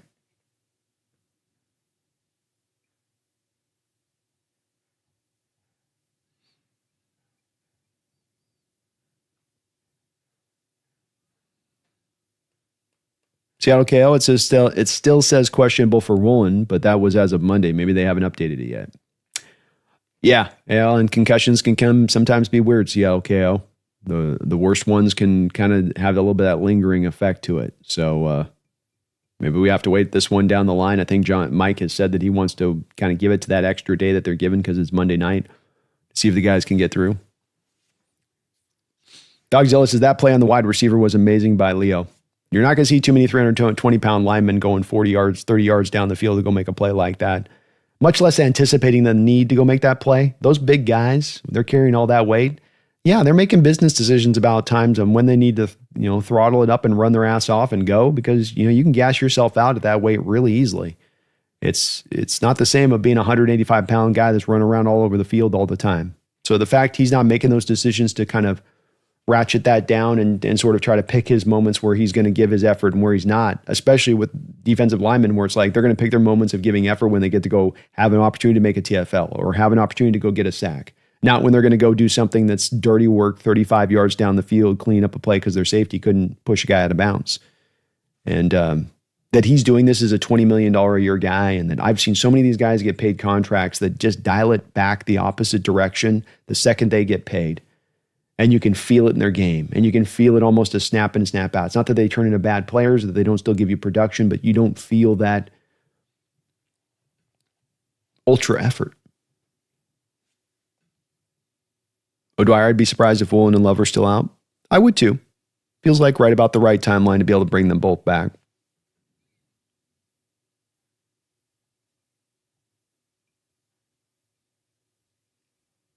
Dwyer says, yeah, I'd rather be extra cautious with Love since hamstrings can linger. You don't want him re-injuring it again by rushing him. No, you don't. Especially with the first round bye coming, or first round, but the bye week coming up. That's got to factor a bit in the decision making. I would think with any of the guys right now that are kind of on that line of coming back. Witherspoon, Woolen, Love. Does the extra 2 weeks really ensure this thing's fully good to go for the rest of the year? Or is it where it will make a bit of a difference? And you lean back to the doctors on that one a bit, I think. But you certainly, if it comes down to the player going, Coach, I'm tough enough, I can grind through this. You go, nah, I don't. If the doctors are telling me the extra 2 weeks will help, you're telling me you want to grind through it. Maybe I've got to lean back in a little bit more on being a bit conservative with this one just a bit. Like you say, those hamstrings are funky. They almost require you to be 100% by the time you come back. You can't come back at like 96. Because that thing will quickly take you back down to 72. They're just wonky like that.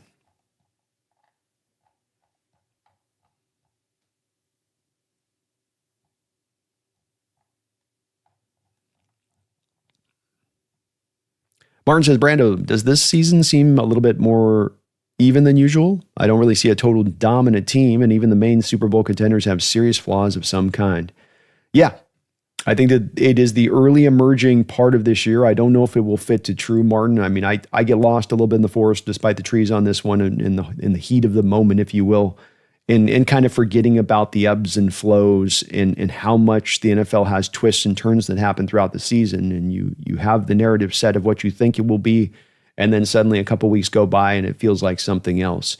But I think that it stands out right now that it's already has been, as you accurately put it, that things are just in that more even place, lack of dominant team really jumping out, lack of as many maybe just purely bad teams jumping out, and that this just brings parity more to the forefront, and it brings more of a anybody's got a chance kind of feel to this season more than maybe we've even had in recent years. I mean, I thought a team like the Ravens would come back up and be that kind of dominant top shelf team they've been like they were last year. They haven't looked like that.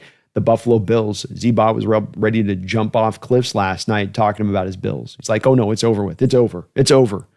He's already worried about Drake May out there. And those are two of the big teams. Kansas City still looks like they've got plenty of different holes in their ship that's not going to allow them to get back to the Super Bowl again.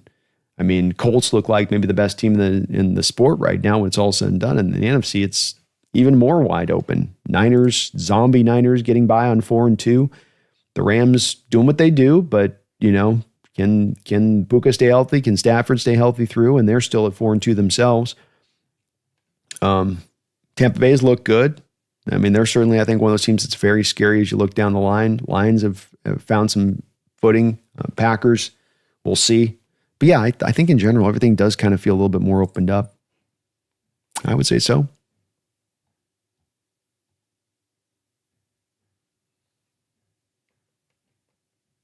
Yeah, Nagasa, Jacoby Myers is on the trade block. I think he goes to Pittsburgh. And Olave is too? Interesting. Well, I'd like to see the Saints. For the Saints fans, for our guy Hoodie Jube out there, I'd like to see the Saints team go into a little bit of sell mode here. Steven says, I feel a bit of momentum building on this team. Watch out. Go Hawks. Enough said. Love it. Let's go, man. Let's go, Steve. Buddy, he says, Brandon, what would it take to get Chris Olave? Could you imagine Chris Olave and Jaxon Smith-Njigba? I could. Former college teammates out there at Ohio State. So they have played together before. I'm not a big Olave guy. I liked him coming out. I thought the first round was maybe a little bit high for where he was taken, and I think that's driven a little bit of his value from some people's camps on this a bit. He's under contract through 2026. Currently, he's got 39 receptions to 342 yards, 32 receptions to 400 yards. Did have back-to-back 1,000-yard seasons prior to that. I think it probably cost you in the neighborhood of maybe a third-round pick to bring him in. But then too, buddy, it kind of comes down to like who you bumping out at that point. Do you take Cooper Kupp out of the aspect of things? I guess he would take on Torrey Horton snaps, but I'm not really sure on that with Olave on the fit there exactly. I think with Horton and his emergence and how well he's played, and with Cooper Kupp still looking pretty good at this point, I think that there's a little bit of pull from my angle on this and being like, you kind of ride with what you got here as it goes. He's also averaging down to 8.8 yards per attempt. Is this partly because of Spencer Rattler, partly because that offense can't pass protect and they just got to throw out, there's a lot here where he could be a lot better on a different team, I guess, maybe more to where your point would be coming from there, buddy. But does he make me confident enough to feel like I'm getting a significant enough upgrade to give a third round pick and then kick one of the guys to the bench who are doing a really good job? I don't think it quite does that for me. But I can understand the pull for sure. Yeah, Dwyer, there's definitely a workable cap hit in there with Olave, and you're not going to have to deal with bonus money or future commitment at least. There is the concussion issue with him that's a little bit of another factor to come into play here, as he's had quite a few of those. Fimi, Hawks Nest, you hear the Mariners and Tigers. ALS was the most watched divisional game in 14 years. That's crazy. That is crazy. Shows you how much the Mariner team, I think, does hard for baseball teams to capture the imagination nationally of fans, general baseball fans. But I think that this is one of those teams that actually has people kind of like paying attention because of the season that Raleigh had and Julio's kind of magic that he has going with him, and the way this fan base is just so over the moon for the team and has been so for many years. I think that basic baseball fans out there nationally kind of recognize that and are kind of going, go get them, guys. Calm Cow, do you have your eval of Darnold handy from back when he was drafted? Curious what you said. I don't. I started the channel in 19, and 17 was when Darnold, I think, came out. I wasn't a big guy on Darnold coming out, to be honest with you. I think and I'm trying to remember on this column, so don't hold me to this because it's try to remember back, and I wasn't doing the show at the time, so I can't even give you a quote, but I think I did kind of feel like this was a guy that was going to probably need time. And remember at that time in 2017, a big part of the evaluation that I think is going to start to go away now as we go forward is how much immediate return can you get from this guy? How fast can you get on the field so you can maximize the rookie contract, so you can build the super team up around him with all of the money that you save by not having to pay this guy insert X amount of money. And with Sam, it was like, well, there's some roughish parts here a little bit to his game coming out. I think another part with it was I wasn't really calm cow looking as deeply at the quarterbacks coming out at that time because I wasn't doing the show. And then we had Russell Wilson here. You know, it was like, well, Russell will play forever. What's the use in really deep scouting guys that you're never going to have a chance drafting or never have a need to try to go draft? So I didn't have a super strong opinion of him coming out with that because of that a little bit. Because I didn't put the same kind of work in I do now with these guys where it's like you're watching a multitude of games and all 22 tape and really getting a feel for them. CD, that same corner was taunting right over our receivers in the same drive and they didn't care. In the famous words of JSN, that's some bull S. It is bull. I completely get it. And the fans' frustration with these taunting penalties is stupid and I don't like it and I don't agree with it. But you can't legislate the rule book in the middle of a game. You can only play by the way the rules are. And just because your opponent gets away with it, that doesn't encourage you then to be able to say, oh, we can do this today. You got to still understand that you can't do that. And again, coming down to the cost. You know, what was the cost on the taunting play to Kenneth Walker a couple weeks ago, throwing the ball at the guy's face, taking you out of field goal range? You know, what's the cost in this game that you don't then just have a first down further up the field, able to then put a basic nail in the coffin kind of drive on the books and put the Jaguars away fully, where there's no chance for them. Instead, you let them hang around the game, partly because of that penalty. And same thing with the Cardinals. Game's got to come down to a last-second drive because Walker decided he was bigger than the team in those moments. You have to have better mental discipline than that. There's a lot of excusable stuff on the football field as far as mistakes go. That's one of them that really just can't be. Martin says, I really hate those types of penalties. They're the ultimate brain fart. You know you shouldn't do it. You know you'll probably get called for it, but you do it anyway. Yeah. It's really ultimate brain fart's the way to put it. It's kind of the peak of stupidity for an NFL football player. There's no plus side to it. It's not like you spin that ball at the feet. In the best of times, even if it doesn't get called, you spin the ball at the feet. You're not like devastating me with that. What does it even mean? You spun it at my feet. All right. It's a 15-yard catch. All right. I walk back to the huddle. I don't think about it again the rest of my life. It doesn't do anything. It has no effect.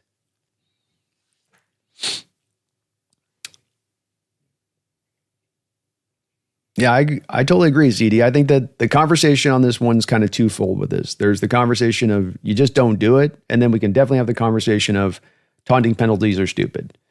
And I think both things are true. Taunting penalties are stupid. They take out some of the flavor and fun of the game at times. They try to limit down the emotions of a sport that is fully emotional. But at the same point in time, you just can't do it. You gotta put it away.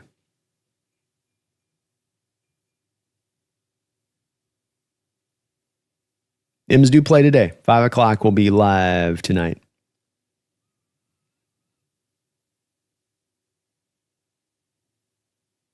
Me, I love watching Jesse throw his little temper tantrum, laughing out loud, my eyes. Laughing my ass off. Yeah, he holds on to it and he did with the death grip on Gino, which is probably then the thing that causes me to have to go at it a little bit where I'm like, no. You know? Chris says he's wearing the wrong prescription.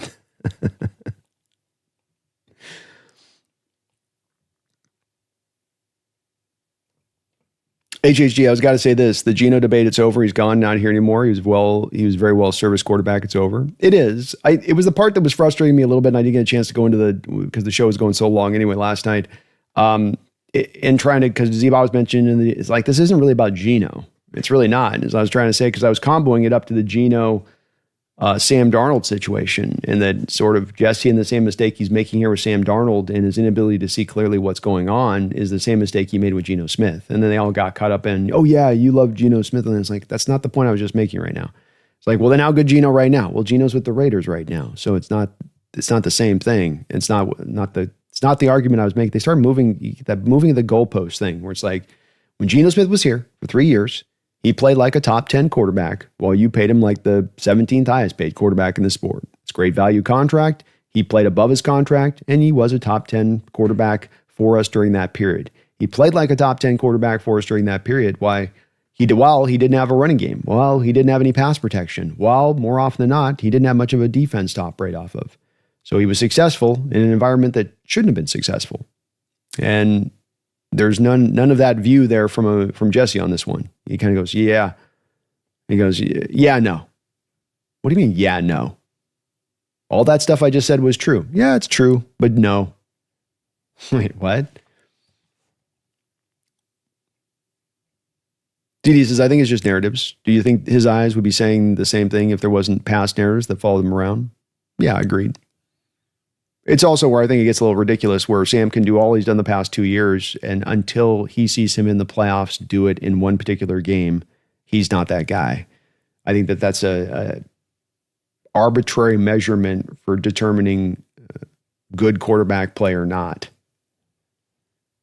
And again, a quarterback can't go win a game all on his own. No one player in this sport is going to go win a play on his own, which kind of shows the ridiculousness of taking one game and saying it's on this one game determines this player's true effectiveness in my eyes. Or I don't think this player is an effective player. He has to do this to then be determined in my eyes to be effective.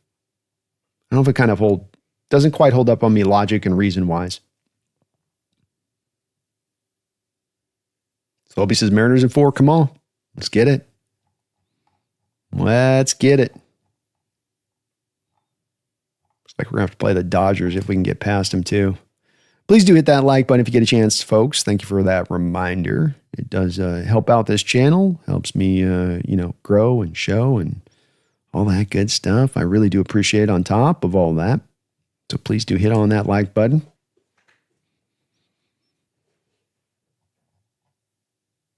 Seth Parkinson and Brandon Halam. Thank you for subscribing to the channel, Brandon.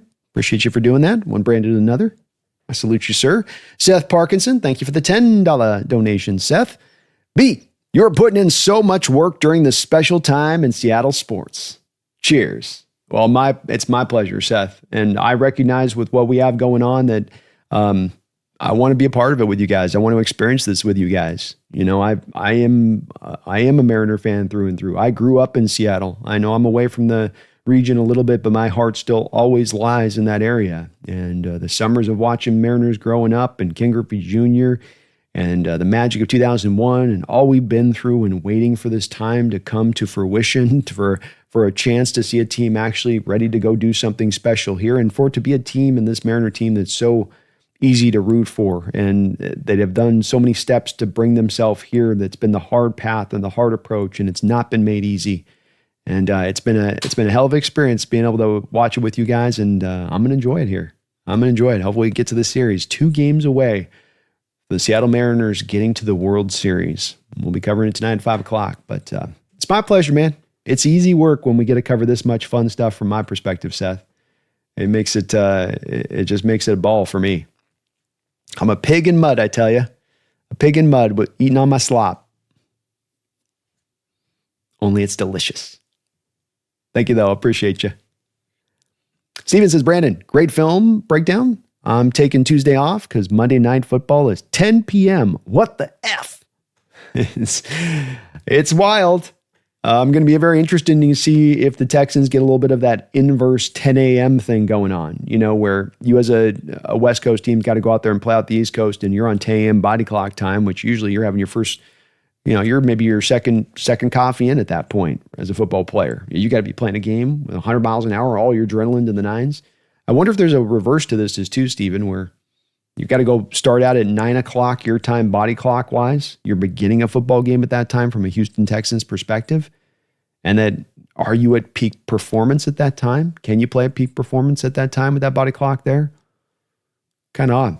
But yeah, very late game, and strange of how the NFL and how they've scheduled this a little bit. That's the way to go, Steven. Take that day off. You got to do what you got to do, man. Ride with your team. Buddy Johnson, Hawks Nest is the best channel on YouTube. Buddy, very kind of you to say that, man. I appreciate you. Catalyst, knees and hamstrings are the worst ones. They can be. I might throw Achilles into that grouping too, Catalyst. None of them good. But hamstrings and groins are the ones that they can be the ones where you don't tear them really bad, but then you've got to get all the way over the injury to get over the hump to be able to play because the chance of re-injuring it is so very great. They're really weird injuries in that way. CD says, Jaguars were flying high on 2 big wins. Easy to overlook teams when you're flying high. Texans are coming off a bye and going to be desperate to not fall to 2-4. Better believe it. They're sitting third place. Well said, CD. Third place in that division. Got a couple wins. They're going to be hungry here. They had a relatively, I think, kind of tough schedule on this to open it up. I mean, they had to go on the Rams week 1. They had to play the Buccaneers. They took this Buccaneers to a 2019 loss. So it had the Buccaneers right up to the brink. Jacksonville Jaguars. So when you look at this Texan team, the 3 losses that they had came to winning teams, came to some first place teams. Now, the Rams are technically in third, but 4-2, essentially like first place. So this is not a weakened Texas team. They got a weakened offensive line that we can get after, but they've got some other places in this team that are very strong, including that defense. And CJ Stroud, I think, is the truth. It's going to take our best effort.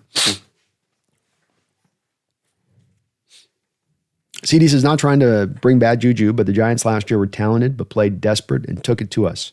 Trust me, Texans are going to bring it to us. I think you're 100% on the right point here, man. And look, as great as we've been on the road, 9 straight wins on the road, right? That's, fantastic. That is definitely fantastic. But as well, you haven't been good at home. And it hasn't been just great teams taking you down home. You've played some good teams at home the last couple of years that have contributed to this, but there are the Giants game on the books too. And until we can find back some sort of dominance back at home, it's a bit of a question mark as it stands right now. What is the secret sauce to getting back some of this dominance that you should have at home? Yeah, hopefully the team's not overlooking it. I don't think they will be, but it's going to take still their best effort to go get this one.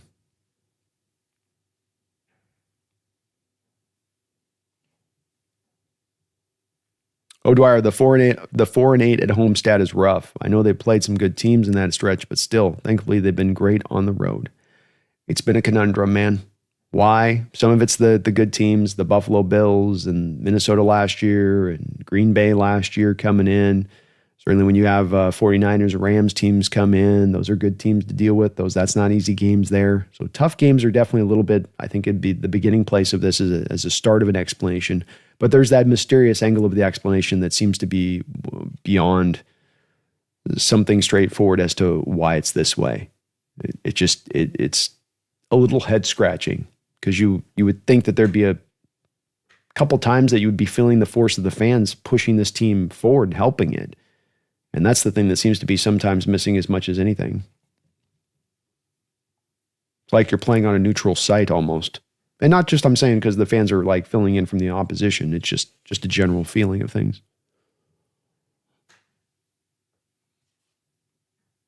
CD Wood, statistically, we should be running more to the right. We average like 5 yards per carry to the right of the center compared to like 2.5 yards to the left. Yeah, I think it's that you are running there. It's just that when you do blow it right, you're blowing it right in a big way. And it's caused you're getting like a blown Bradford block or 2 guys running into each other. Certainly is going to make you predictable when you're leaning so hard to the left side of it. Jeffrey O'Kelly, Minka could be a good trade option from the Dolphins as well. I was looking at that last night.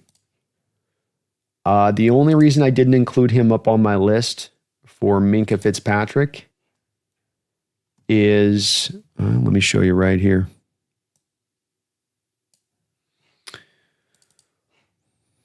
Let's show you right here. Right, yeah.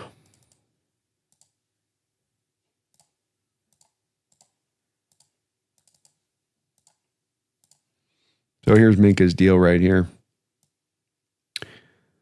So Minka Fitzpatrick signed a revised 2-year contract to the Miami Dolphins on July 27, 2025, and being traded from the Pittsburgh Steelers. He received $16.245 signing bonus. So the key there on that one is, Jeffrey, he got a bonus money signing at the start of the year. And you can see this indicated here, here, here, here, here.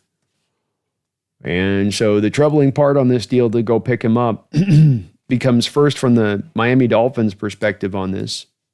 The Dolphins have the second fewest amount of cap space to work with in the sport right now at $1.9 million. So when it comes to moving Fitzpatrick right now, as we are in 2025 right here, you can see he carries 4.5 cap number because his base salary is really low. But all of this bonus money, all that prorated sinus bonus money comes off the books if they trade him. So they're $11 million in the negative to move him, meaning that they only have $2 million of cap space, meaning that they have to come up with like $9.7 million just to be able to move on from Minka. Then there's the second part of this, which I just don't like, and I think John's not going to like, which is this right here. These two things right here especially. That's $6.5 million of dead money in 2028 and 2029 because the Dolphins cap is stupid. And then you got another void year here in 27. So 3 years of void years. 3 years of almost $11 million where he's not on the books. You're just having your cap eaten up in order to bring him along. That, to me, I think is going to be that's the real neutralizer there, is I think it's hard enough one point or another to... Got to remember to unclick these so that it doesn't go on like that every time. That's going to be the hard part about getting this done. You got all that void money, and then you've got also the Dolphins having to clear cap space in order to make it happen. Catalyst, thank you for the $2 donation. Very kind of you. Cross and Lucas versus Anderson and Hunter. That's right.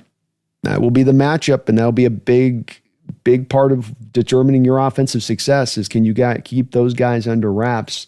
Because those are very good edge rushers. They are a problem, one in each, to deal with, and they can come after you all game long. I think the good part of this is that Cross is continuing to build upon more of what he did last year, where he was already been pretty solid for us, just continuing to be ever the more solid.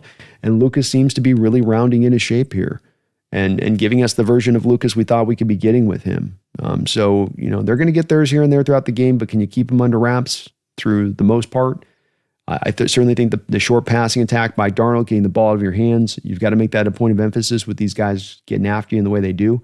But you've also done a good job in pass protection this year. Maybe you've struggled and run the ball a little bit, but you've certainly been on point in stopping the run, or in stopping the pass rush. Sorry.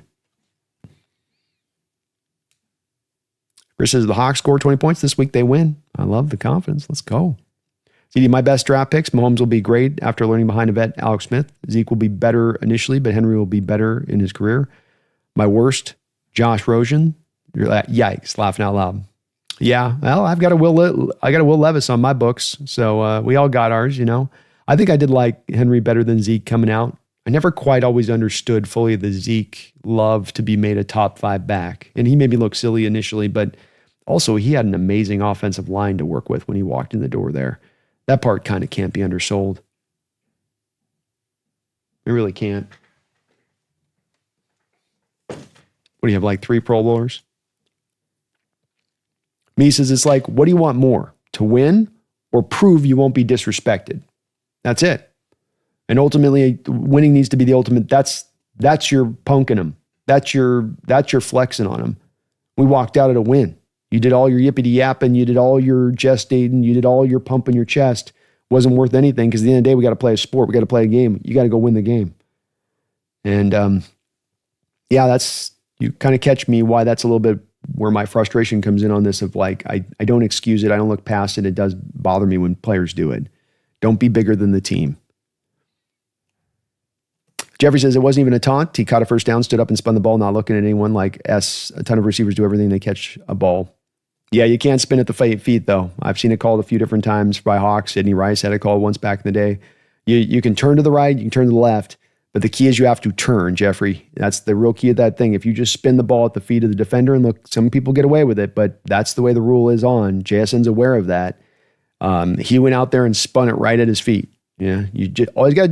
He knows it. Think about this: how silly it is of just one small thing. All you've got to do is turn one step to your right, away from the player that you're staring right at. Just right or left, spin it down there, and then there's no call. You will get away with it on that. But they have to do it for some reason right at the feet of the guy for it to, I guess, sort of tag. Patrick says, did you talk about trade candidates already? Late to the party? I think John would probably get a player like Thibodeau, Chubb, Phillip, Lindsay, most likely. I did do a pretty expansive section on this, Patrick. If you can, definitely go back on the episode. I probably spent a good 25 minutes kind of covering team by team. Those are out there. You mentioned a couple guys that are certainly in play.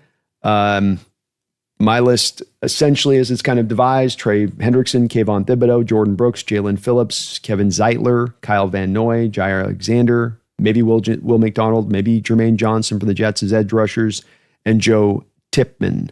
Those would be my guys. I don't know if Chubb's really going to be on the market. I don't think that he's got necessarily a movable deal on the books for him. Yeah, he doesn't have a movable deal on the books there. He still has somewhere in the neighborhood of $32 million of bonus money that has to wind off the books for the Dolphins. So Chubb's really not in play. Those would be the basic guys. I think the real bottom line on this, where there's the problem on this, Patrick, is that the bottom line on this, where the problem on this lies, is just that there's not as many teams out there in sell mode because of the high parity in the sport this year. There's a lot of teams that kind of think they're in it, at least think they're in it to go to the playoffs. And if there's not enough teams selling, and that's just so many more players reduced down that you're picking from as far as options and choices. And I think right now as it stands, because there's not so many dominant teams, because there's not so many purely bad teams, you're just going to have a lot of teams in the mix that probably aren't buyers or sellers going into this trade deadline, which is just going to limit down the market too much to be able to really probably grab anything substantial. Carl Jr., just seems it's impossible to stop them. What else can the coaches say at this point to stop them? Heat of the moment just takes over these players. Got to show up the other team. It's true, Carl. It's a little bit like the drop into the ball as they walk the end zone. We have a couple weeks ago this happens, and Jonathan Gannon's in his team room, and he brings up the play of the guy dropping the ball from a couple weeks prior, and he says, "Okay, team, don't do this."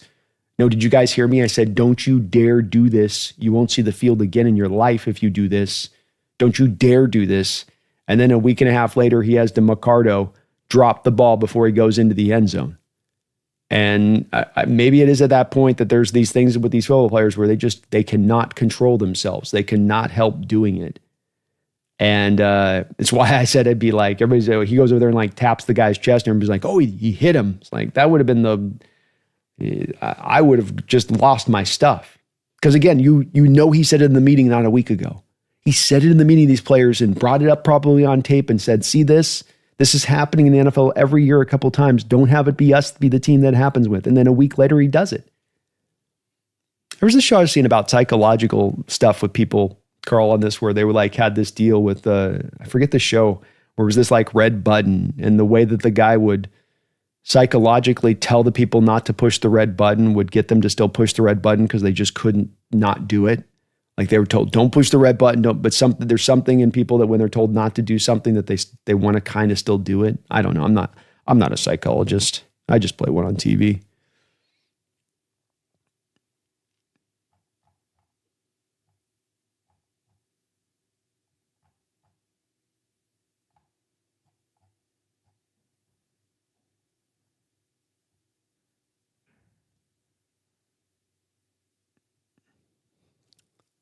Yeah, unless they threw out the context of the argument, which completely nullifies everything. Yeah, they got hyper concentrating on the Geno Smith part. It's like, this is not the point, guys. And why they did that is because now you have Geno Smith with the Raiders, and you can seemingly disprove a point that's not the point I was making, because it's now confirming your bias that was built within the whole time. And it's again back to that whole thing I rail on, which is the simplistic outlook of the sport by people at times when they're trying to analyze what's going on, and the sport requires a little bit more layers of depth in your view to gain an accurate representation of what's going on. But yeah, it sort of shifted to that place, and I was kind of like, okay, I just couldn't get it to the spot of trying to kind of pin down what I was trying to say. But It'll be one of those debates that goes on probably forever. Herbicide says teabagging a dude when he is knocked out, that should be flagged.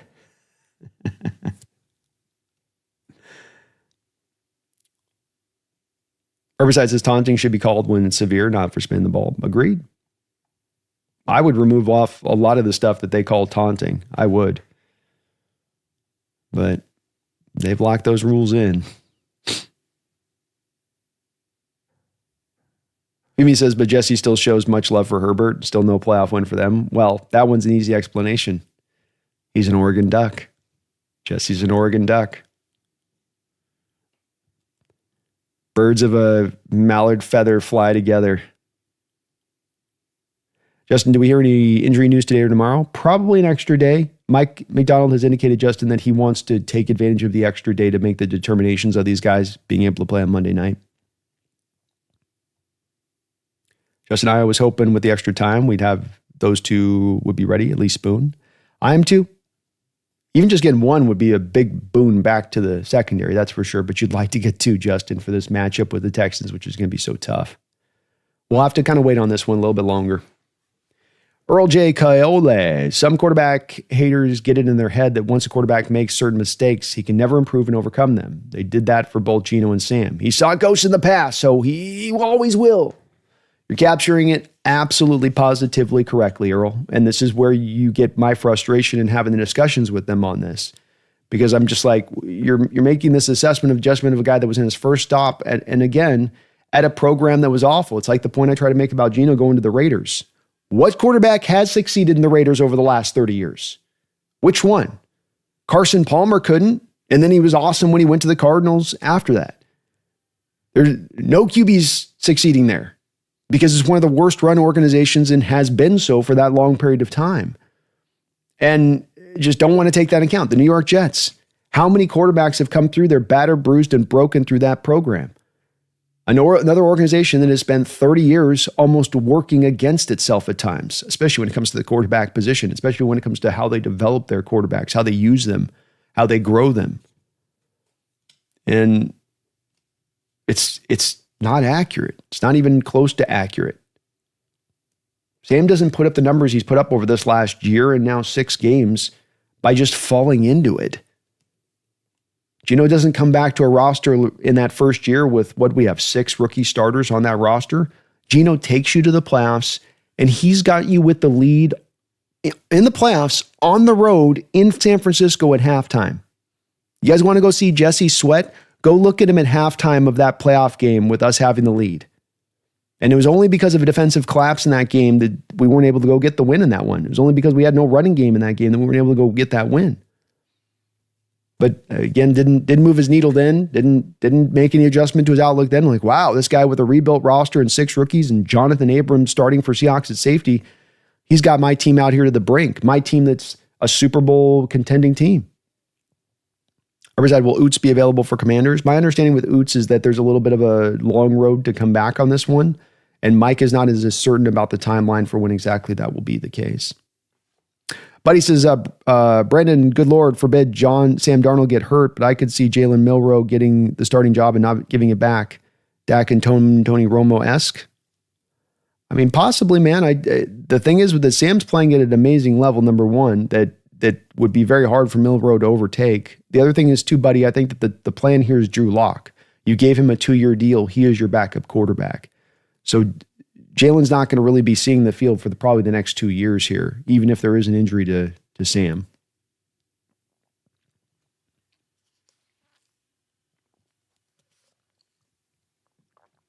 Martin says, Brando, do you think the Seahawks will try to sign JSN to a new contract at the end of the season rather than risking becoming more expensive in 2027? A little hard to say, Martin. The team has a rule in thumb that if you have 2 years remaining on your contract, that they will not renegotiate. This was originally a Paul Allen mandate that came down the line that they've been fairly hard-lined on. This is represented by the fact that a guy like Charles Cross would certainly be deserving of a contract extension this year, and that you would think he would have gotten that already, I think, at this point, but that he maybe hasn't been given that as much as anything else because he was a first-round pick, and you have the 5 years, and he's just gone through year 3, so he's in year 4, so he's got 2 years left on his deal. Jaxon would be in the same place. But now has Jaxon not done even more than Cross to earn that deal? Like you talk about, do you not want to maybe try to get it at a much cheaper rate? I mean, Jackson's maybe going to cost you $35 million a year after this year, maybe a little bit more. But if you're going to try to weight this down an extra year, that thing might shoot up to somewhere in the neighborhood of $50 million a year. And so there is a substantial gain to be had by waiting if you do that. I don't think Seattle would be willing to do that, especially because they're going to be sitting on so much cap space this next offseason.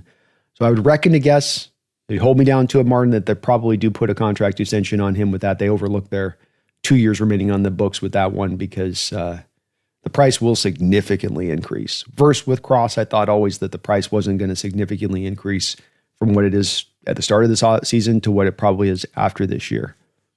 You know, a couple more million on that one versus JSN's, which damn near jumps another, 45% from waiting 1 year to the next on that.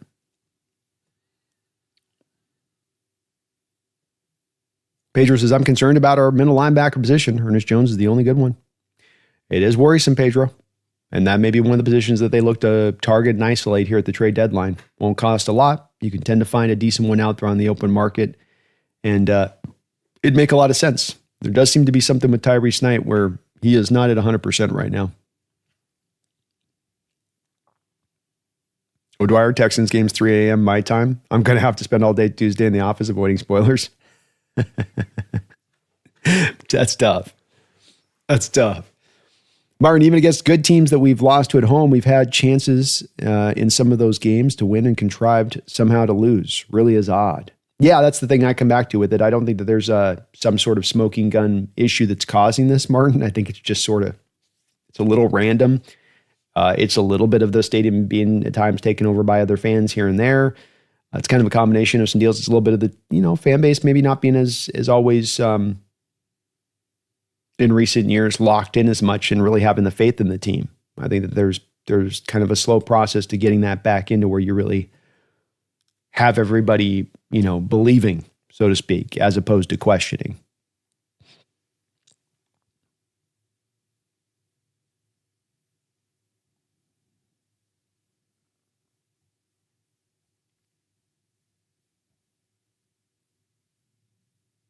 Seth says you got to build a good team before you start ready quarterback, before you draft a start ready quarterback. That's what we did with Russ.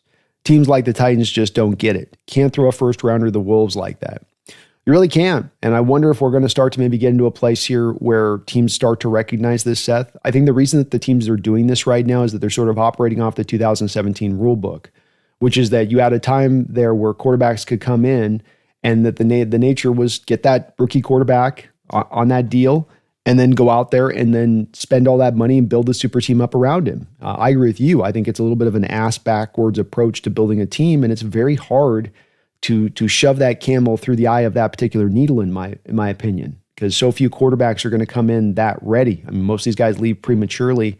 Most of these guys are leaving from offenses that are fairly simplistic, spread-based stuff. And this is also about where I think the transition is taking place right now in the sport, which is we're back to more under center stuff. We're back to more play action stuff. We're back more to, I think, requiring quarterbacks to have to handle more mental aptitude, snap in and snap out for what they're seeing on the field and how they adjust to it. And that does not lend itself well to a rookie making that happen. So I think, to me, we're going to go more and more to the place of, you build the team up first there, Seth. I think we're also going to find ourselves leaning more into teams trying to find the reclamation project, and that becomes as much of a viable way of going and finding your QB of the future as much as drafting the guy and trying to develop him. I think that we'll see a bit of an evolution in this, but it has been a little bit of a lazy thinking by teams on this, Seth, that go get the quarterback. He'll save us. He'll save us all. He'll save everything. Bad roster building, bad money spent, bad offensive line. He'll save us all. It's a hell of a way to go. Nagasa. Void years accelerate and have to be paid by the original team, not the ones who trade for a player. Is that true? I thought the void years went with the player.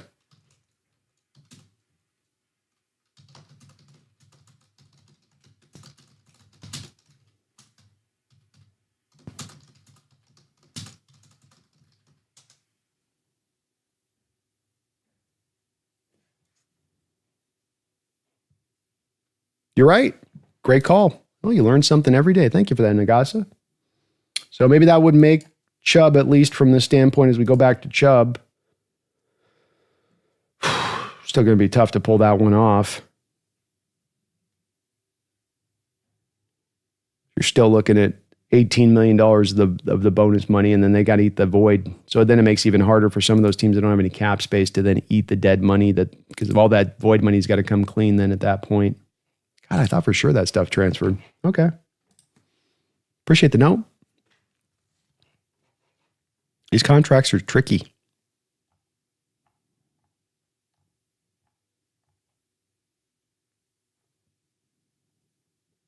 Says, I would not be surprised if Levis and Ward end up being reclamation projects like Mayfield and Darnold at some point in the future. I could see it, man. I could too. And I'm in this mode, Seth. That's if I'm looking for my next QB. Hopefully we won't have to do that here for a while, but I'm much more now in that. Give me a guy that's a little developed, that let some other team have done all the hard work, gone through all the bumps and bruises and all of the learning experiences. Let some other team do that. Let us get the benefits of all of that down the line right as they're about to be entering their prime physically. I'm with it that way. Callis says, I didn't understand anything with what Jesse was arguing. He just has his own opinion on quarterback success and that other factors don't matter as much. It's kind of where I was trying to get to in the debate too as well. But like you, I didn't feel like I got anywhere tangibly that lent insight into understanding his position. It just, that's where my bottom line kind of came down. Well, this is your gut instinct. This is just sort of what you just kind of have a feeling, as opposed to like you're really basing this off stuff that's really specific. We're getting into kind of vagaries at times in his assessment with both. They're just not the guy. That's a vagary. I just don't think he's it. That's vague. I don't think he's got the stuff. That's vague. What's specifically the detriment that is going to force this and cause this? With Sam, he sees ghosts. Why? Because he did back in the Jets, and then he did in this last playoff game against the Vikings. So those two things must be connected together. So then that's who he is. It's kind of flimsy, isn't it? Josiah says, I think you're right, B, about the psychology. In baseball, when I said don't strike out, I did. I learned later that the brain hears strikeout, not the don't. That's it, man. And that show was a wild one. It was like one of those mentalists, I think. I forget the show or what it was. I think it was a British guy doing it, but They brought the people in and they'd have this big thing and the red button was right there. And then he would say something to them and then like leave the room and essentially don't touch the button. But it was like he would just word it in a way to where they had to always then go and push the button. And those mentalists kind of show us a little bit into our own psychology a little bit, like with their way that they can kind of guide the brains with certain words chosen, directions, a move of the arm, how they can kind of trigger things like that. It's very interesting. Dogzilla up now. Marshawn Lynch reveals the truth behind Sam Darnold getting so many chances.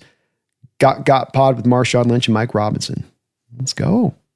Check that out. They do great work out there. Catalyst says Geno has everything going against him, although it's hard to defend some of the interceptions he's thrown between the 20s that he rarely threw in Seattle. Yeah, agreed. It's just a tough environment. Doesn't mean maybe Geno's not playing great within it. And let's also remember with Geno that he is getting older as a player now. Is he physically what he was here 4 years ago back with Seattle when he started out? Probably not.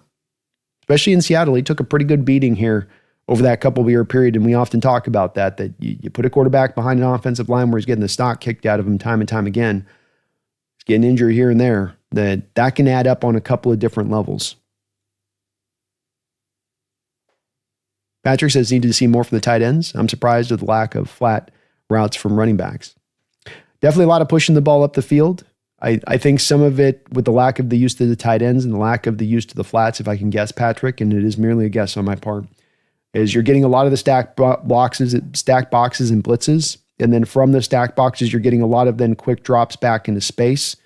And when you drop quickly out of space off the line of scrimmage, you're really going to be taking away only really the short routes. It's going to be hard to be a linebacker up in the A gap and then drop 25 yards back to like, let's say the whole shot in between the hash marks when you're playing like cover 2.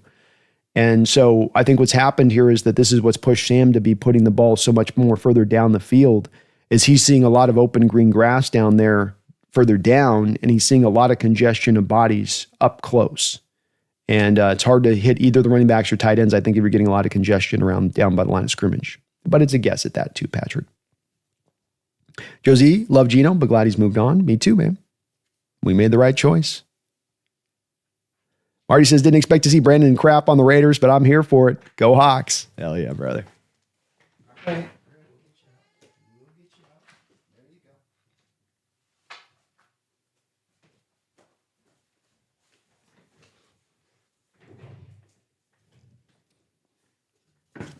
Got to throw a little shade at the Raiders. It's an awful organization, especially when they don't get the heat and it's got to go to some player like it's his fault or like it's Carroll, like it's Carroll's fault.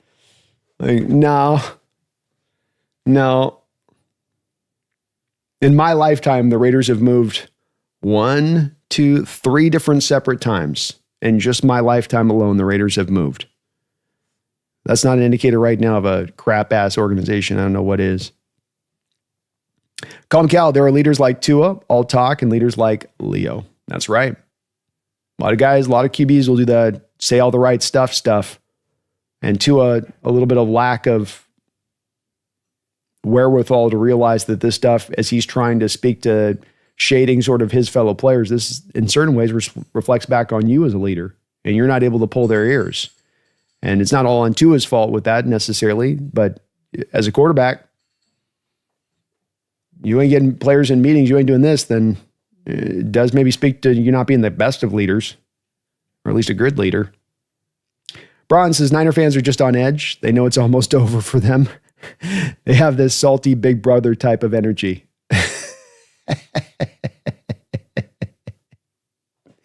It does kind of feel a bit like that. Yeah. And certainly in Jesse's case, he's fully owned the fact that they're about to turn this thing over, to your point. Yeah, he was realizing that last year. Herseth says, I had high hopes for Las Vegas, thought they were going to do something. I thought it was going to be a long road there for them. There's a lot of work for Carroll to be done to get that thing right. That roster is very devoid of talent. Brian says, the Jets devour quarterbacks, heavy emphasis on defense, and won't build an offense around a competent quarterback, and then they wonder why the quarterback is failing. Yeah. It would have happened with Sanchez before at the start with Mark back in the day, and he got them to a conference title game with Rex Ryan's defense.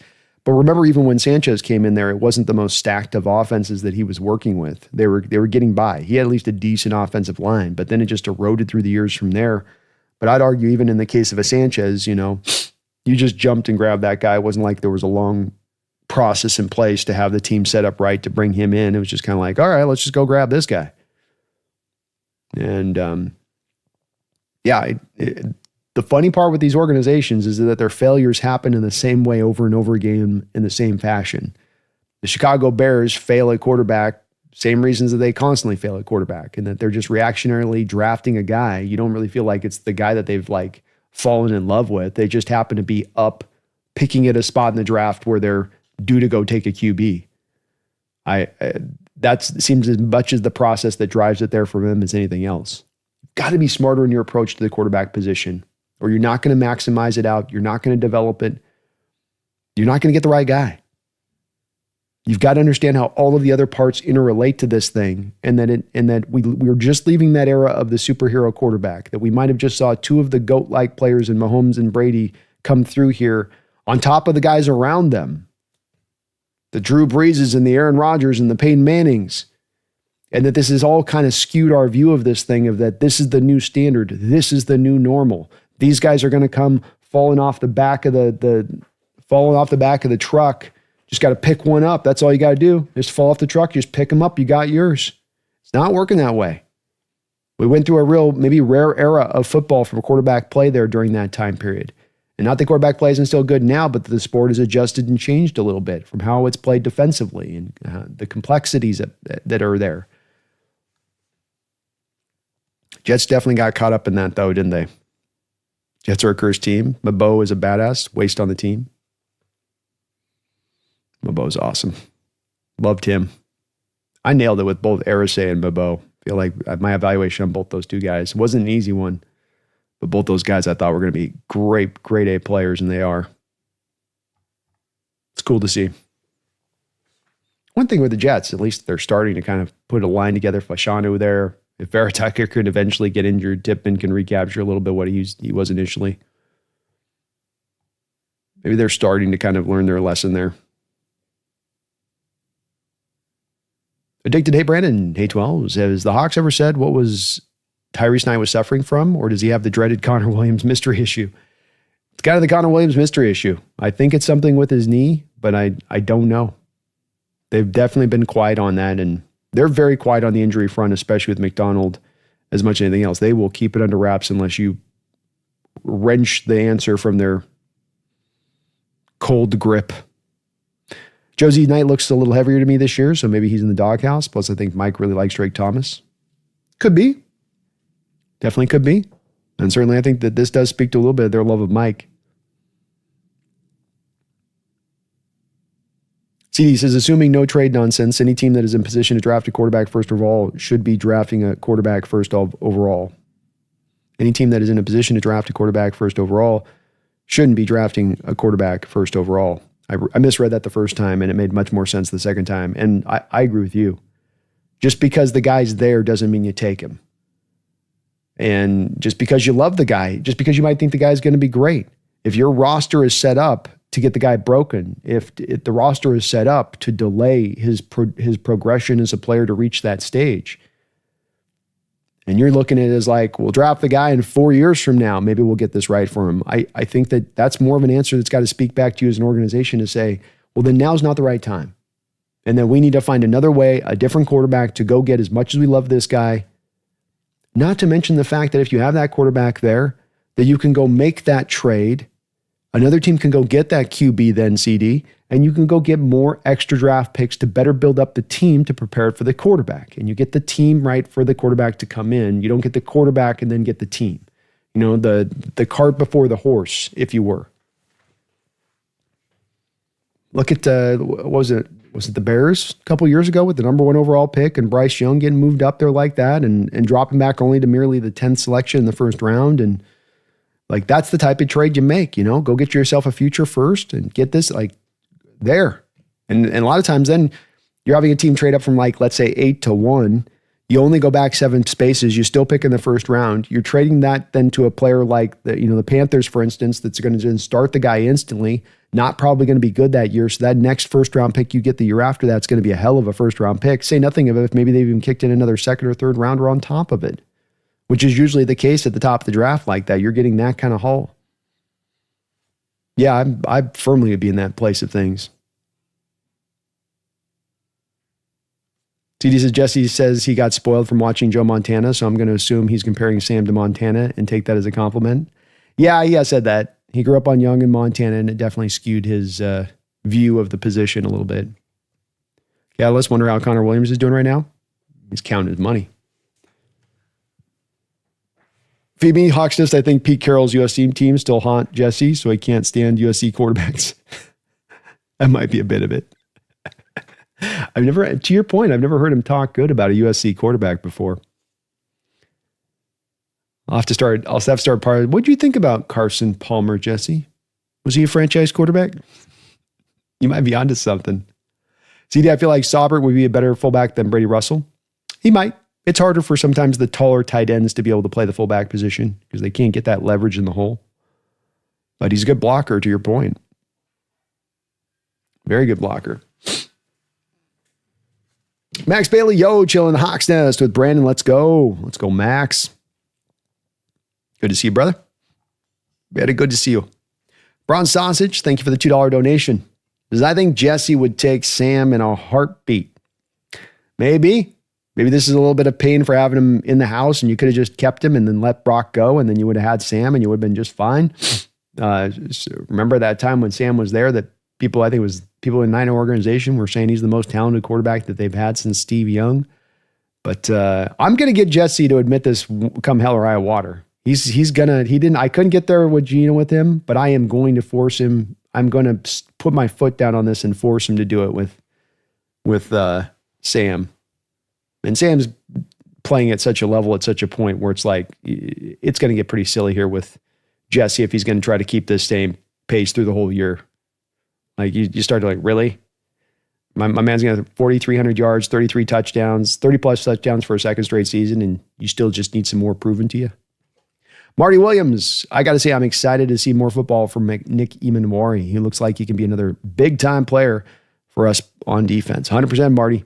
He is the truth. And remember with him back in training camp, you had Corbin Smith, who's not a guy that, speaks in this kind of hyperbole, that I've ever heard him speak in this kind of hyperbole. And he was talking about gold jacket for Nick Emanwari. He was talking about him being that kind of impactful player. And I think he wasn't doing so to gas people up. He's doing so because that's what he was seeing on the practice field. That's what I was seeing on the practice field at training camp. This guy looked like the truth. And since he stepped on the field, even in the Niner game where he only played 3 plays, he still got a tackle for loss in those 3 plays he played. It was watching Kyle Hamilton out there, Marty. The way he was moving, the plays he was making, it was pure Kyle Hamilton that you're watching. And very cool. Catalyst, who is Brandon's safety comp for Nick Emanwari? I think I had Adrian Wilson, former Arizona Cardinals safety for them. I saw him as kind of that. I think the guy was like a 3 or 4-time Pro Bowler for the Cardinals. CD Woods, thank you for the $5 donation, CD. Says, next time on Roundtable, you should compare Darnold's stats to Purdy's 2023 stats. They're playing super similar, and Sam doesn't have a CMC run game. Very true, CD. I'll try to bring that up. The one thing is with that, though, too, is that he's not a big Brock Purdy guy. So with Jesse, he'll be like, yeah, I don't think Brock Purdy's it either. I don't think Mac Jones is it either. So it's a valid point on your part to where it's like, well, look, but he wasn't impressed by Purdy either on this to where, he's got a very high measure, I guess, but it's also one that's sort of it's like very arbitrary, and it's very hard to exactly pin down what it is determined in his mind of what makes a guy worthy of truly being that franchise level of quarterback. As a guy that can, take you to a Super Bowl, is capable of, getting that to go. Like it's very hard with him to quite get that, situated. But that's the one thing there, CD, is he's very much almost on the line. In fact, you would hear him. I think he's taken so much, flames from Niner fans, and I think he's been proven right on the Purdy thing. To be honest, in my opinion, with Jesse, I think he's on the right side of history on this one. But he's definitely taken a lot of flaming from the Niner fan base because he's not just been uber hyper pro Purdy's the greatest thing since sliced bread kind of approach like some other Niner content creators have. He's keeping it real with that. But he's consistent, at least. You got to give him credit on that. Thank you, though. Appreciate you, CD. Herbicide, I was shocked when we took Emanwari in the draft. Thought there was no way. Yeah, what a great fit it's been. They targeted him. They isolated him. They said, this guy for this defense, that's what it's been, man. Can't wait to see when you get him out there, Herbicide, with like what it can look like. We have not yet gotten it to where we got him out there, Woolen out there, and Witherspoon out there. Or Joe, Witherspoon, and him out there. Whichever combination is the best one of that. We haven't seen the best possible combination with our 2 safeties starting at the same time and seeing how that could look. Very interested to see what shape that takes.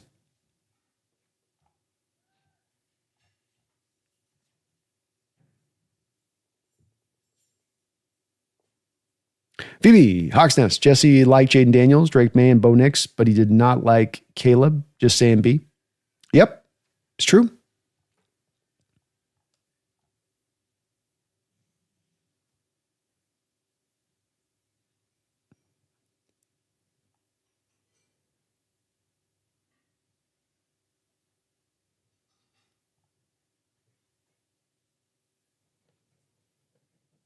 Josie says, after Jets took Darnold at number 3 in 2018, when that didn't work, they took Zach Wilson number 2 in 2021. Yeah, they just keep doing it, right, Joe? You keep taking the same approach that's a broken approach, not recognizing that it's broken. It's like, oh, no, but this one will work. No, but this one will work. Well, maybe our approach isn't the right one on this one. This is after with Darnold, by the way, Joe. It's after you did what you did with Geno Smith, who's obviously shown that you guys... And another guy like Mark Sanchez walked in there on a completely empty cupboard of an offense and asked to start instantaneously. 3 times over they've made this mistake, and maybe it's finally why they went to Justin Fields this offseason instead of making quarterback a point of emphasis to go draft this year. They went, okay, let's go with Justin Fields and try to refigure this out.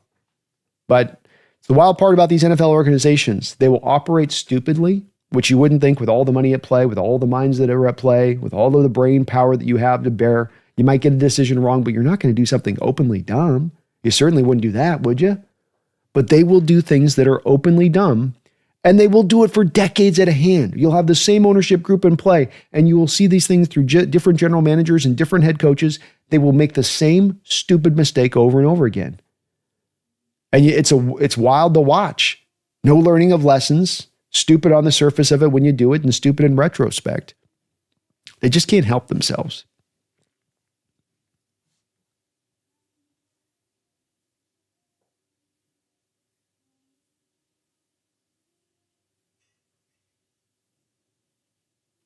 See, this is, the Browns got Caleb Williams, DJ Moore, Darnell Wright. Oh, the Bears. The Bears got Caleb Williams, DJ Moore, Darnell Wright, Tyreek Stevenson, and Luther Burden for Bryce Young. That's it, man. That's the trade to make. Thank you for bringing up those guys they got back in return, because that just shows you what the smarts behind making that kind of move. There will always be that team like the Panthers that'll come up there and get sold on that particular guy. Especially a guy like Bryce Young, where there was plenty of reasons to have questions with that guy. Plenty of reasons to have questions with him as the number 1 overall pick. From size to athleticism, speed, I'd say arm strength even. Just go find yourself a sucker. That's all you got to do, CD. Just find yourself a sucker. There's one born every minute, right? Especially in the NFL. Catalyst has completely forgot about that. Thanks, Brandon. My pleasure, Catalyst. Riverside Mac looks better than Purdy ever did. He's executing Shanahan's offense. I think the thing that happened to Purdy is initially he comes in there and he's got 4 of the top 15 wide receivers in the sport that year at creating separation on their routes. So he's throwing to wide open cats every time he drops back, on time, letting it rip. But then as he started to bleed some of those playmakers and he was not getting as much separation than when he was dropping back to throw, and he doesn't have the strongest arm, so he needs the separation there for the catch-up to happen from the cornerback to not be an interception, but that he can still get the ball to his guy's hands. And so now he starts to hold on to the ball a little bit longer. Now he starts to lean a little bit more in the scrambling, in the improvisation, and a little bit of less on script. And then he starts to really deviate and get very far away from the on-script stuff that Shanahan's system is really based to operate upon. I think it's a little bit the nature of what happens with a guy like Purdy, who is a little undersized, who is mobile, but then also has the limitations from an arm strength standpoint. You start to have to try to overcome that in ways when you don't have just all-stars that you're throwing to all across the board out around you.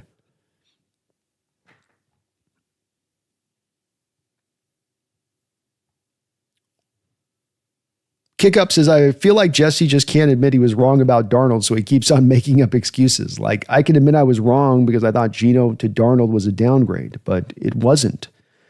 Yeah, I think that that's an accurate way of putting it, Kickup, a little bit here.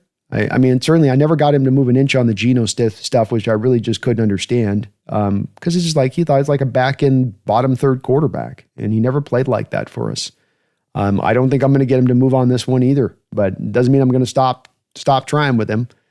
I'm going to try to get his eyes opened up to the quarterback play. But I've also said that I just think that when you look across the sport at pundits, at analysts, at people that cover teams individually, at just general fans, discussions I have all the time in my chat at times that come up here and there, you do start to get an understanding, in my opinion, that the outlook of this has been a little bit jaded. I think the Tom Brady and the Patrick Mahomes situation has really kind of broken people's brains a little bit in how to evaluate the quarterback and how important the quarterback is and what it takes for quarterback success and for them to look at their best.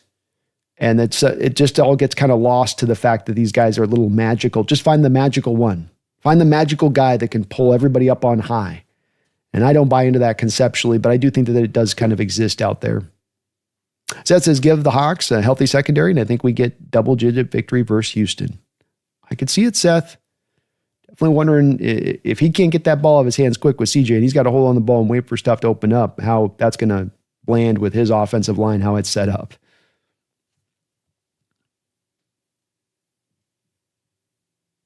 Dogzilla is the touchdown to Horton, and the whatever game was an awesome throw too. He's made a couple to Horton. You got the crossing route to the Steelers there, Dogzilla, where he's got to throw that thing with a little bit of anticipation, but he's getting smacked right in the chops when he does it. And then you've got the beautiful just fade ball down there in the red zone to him, which you couldn't have handed it to him on a better throw. Just put it right in his hands. Riverside, what's going on with Sharps this year? 1.7 yard per carry average? No, there's just no holes. The run blocking is just not consistently getting the job done. But it's also not getting the job done, remember, herbicide in the face of the most stacked boxes in the NFL. I know I hammer on this. Let me show you guys it, because I think just kind of showing you it too will probably really drive it home. Come on. Load up, load up.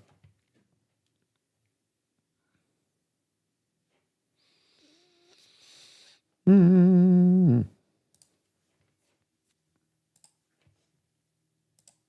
right, so you can see here we got our offenses here on the board.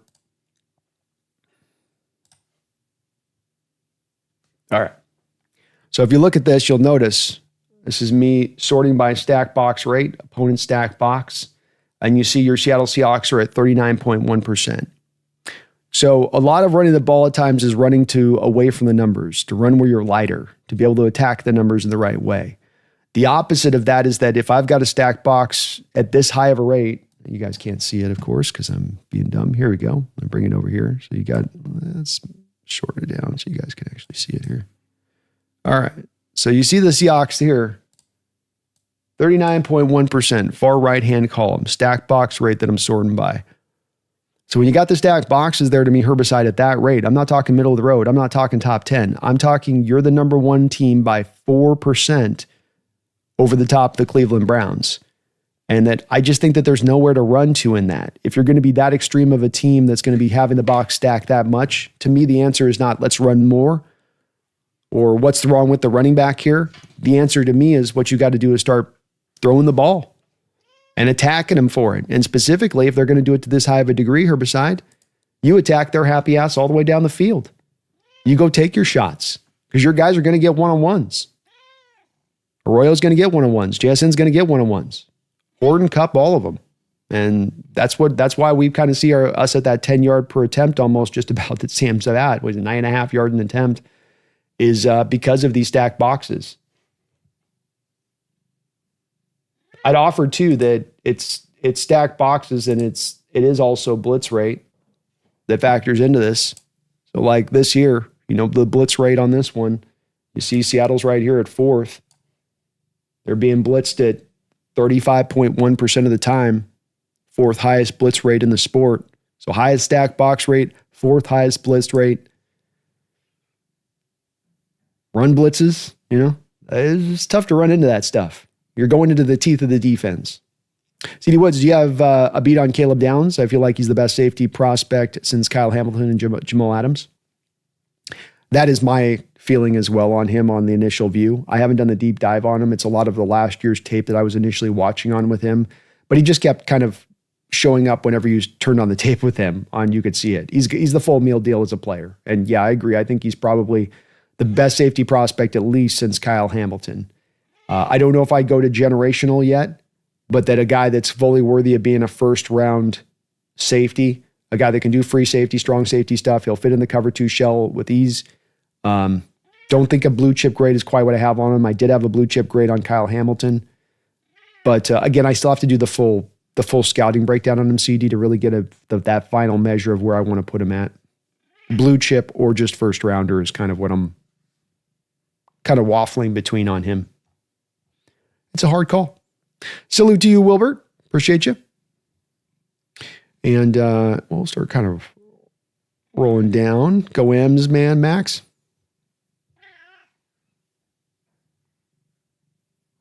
Catalyst that their left tackle little got embarrassed by Drake. Boy, did he ever.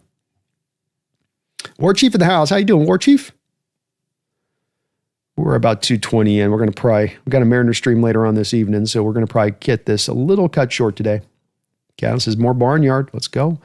Aloha Hawks Nest. I'm driving. I'm in the middle of work. Just wanted to tell everybody what's up. What's up, Chad? Aloha. Aloha to you, War Chief. Hopefully not too hard of a work day for you. You're getting through it smooth and easy. Martin, I really think our running game will improve once teams have to stop stacking the box in order to deal with our passing game. That's where I see the improvement come to. It will naturally ease up, and you watch once you start getting lighter boxes. Watch how the running game starts to get a whole hell of a lot more effective. Larry Williams, hey Brandon, I don't get the Seahawks hold back quarterbacks take. Wilson got worse after leaving. Geno's fallen off with the Raiders, and Darnold looks better here. Maybe Seattle actually elevates quarterbacks. Yeah, I don't think that I hadn't seen as much of that narrative out there, but if it's out there, it's completely wrong. Because you're right, Larry. Everything that you've seen with this, with every last quarterback that's been here, has been better when they've been playing here from where they were at their last stop. So doesn't really, and then better to where when they move on to a different place, they're not as good. And Darnold has certainly taken his game to another level. He's playing better than he did last year with Minnesota. Better. Yeah, I agree. That's definitely a narrative that doesn't quite work, does it? What are you trying to do? What are you trying to do? CD says, my top prospects are going to be Caleb Jones, Reuben Bain, and Peter Woods, excluding positional value. Watched a little bit of Peter there with Clemson, defensive tackle. I'm a little slow right now. I've been behind on getting to the prospects this year, CD. But I'm about due to need to start doing some deep dives. Dogzilla does playing a lot of 12 cause the stacked boxes? Yes. Because what's happened this year, Dogzilla, is for years you were seeing the pure 3-4 defensive look base kind of get bled out of the game. Teams would just live in nickel. Even in 12 personnel, they would go to nickel. So it'd be a slot receiver out there. And then what's happened this year is with the onus being driven so much more on running the football, and that this year with 12 personnel setting an all-time recent record for its usage across the board in the NFL, I've been looking at it and seeing the teams counter on this, not just to us, but you see it all over the NFL, much more sliding back into many more prevalent, the 3-4 looks being used at a much higher rate. I would estimate this year we'll find, Dogzilla, that if let's say 3-4 looks have seen a drop down to in 2000, let's say 21, it had dropped down to 6%. I could easily see that thing climbing back up to 13% this year or something on a usage standpoint. And it's really at the forefront to deal with the 12 personnel, because before you'd be a nickel, your slot would be out there, teams would come out with the 12 personnel. I can now isolate that slot cornerback on a good blocking tight end. I'm going to get movement there. I'm going to get some push there. I got a hole there that I can go out there and kind of attack with that. Brian, I got to bounce pretty soon. So if Brandon's still on, I got to leave. I'll see you on the ALCS. We will be back at the ALCS today, man. I'll see you in a bit, babe. And that's probably a good time here. We'll put a little bit of button on this to get the last couple of comments, questions. Herbicide, I don't think I'll get the game tonight. I might have to head out and get some dinner somewhere so I can watch. Sounds good. I'll be live streaming the Mariner game tonight, 5 o'clock. So we will get a rolling here on our side of it for show. Space, so do you have anyone that you'd like to see the Hawks draft? Not yet, but I haven't done that deep dive on the prospects quite yet there. I have to look at some of these guys to get a feel for which one might be the guy.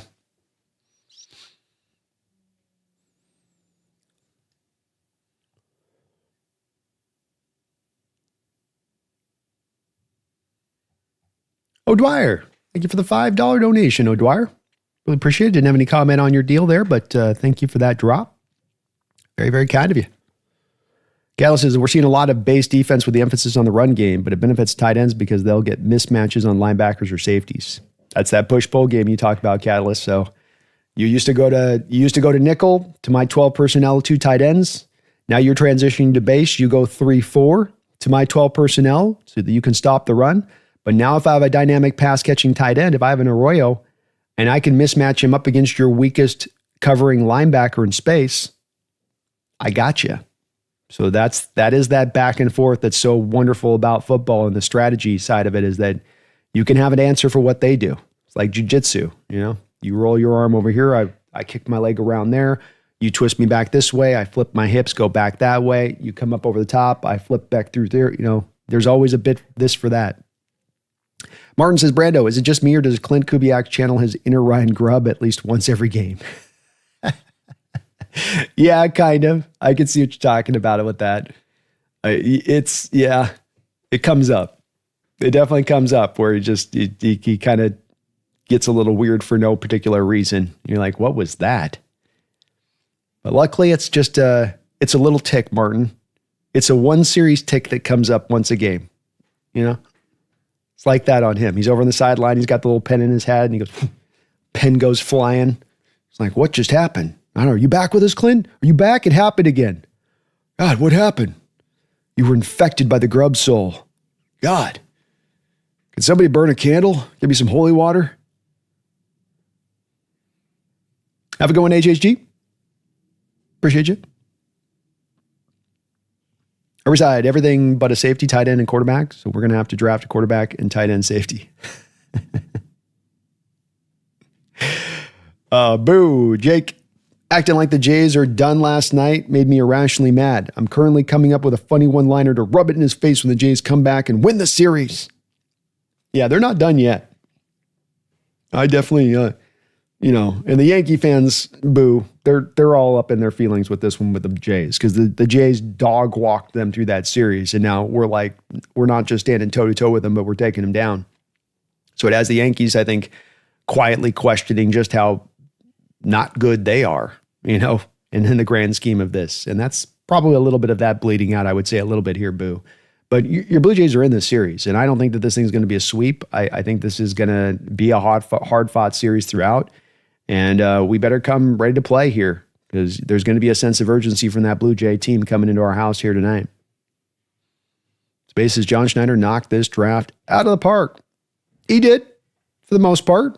I mean, where he hit, he really hit well. Zabel, Eamon Wari, Torrey Horton, Boots, what he can bring here. There's a lot of good. You're not going to get it all great. You're not going to land everything. There's going to be misses in the draft, and we still get to see with what we got maybe with a Riley Mills or Arroyo as he does develop in time. But draft still does look pretty good here in retrospect, that's for sure. Kick it by, remember I was arguing Mafe was edge 2 in the 2022 draft behind Hutch, but man, he never took that next jump forward. Trayvon Walker, Nick Bonito, Kayvon Thibodeau, George Karlaftis are all better. Look, I was in kind of a similar place as you on that. I think we're probably operating in kind of a similar place. I did think I had probably Hutch and I think Walker ahead of him, but I certainly thought that there was an argument to be made that he stood right there with Karlaftis.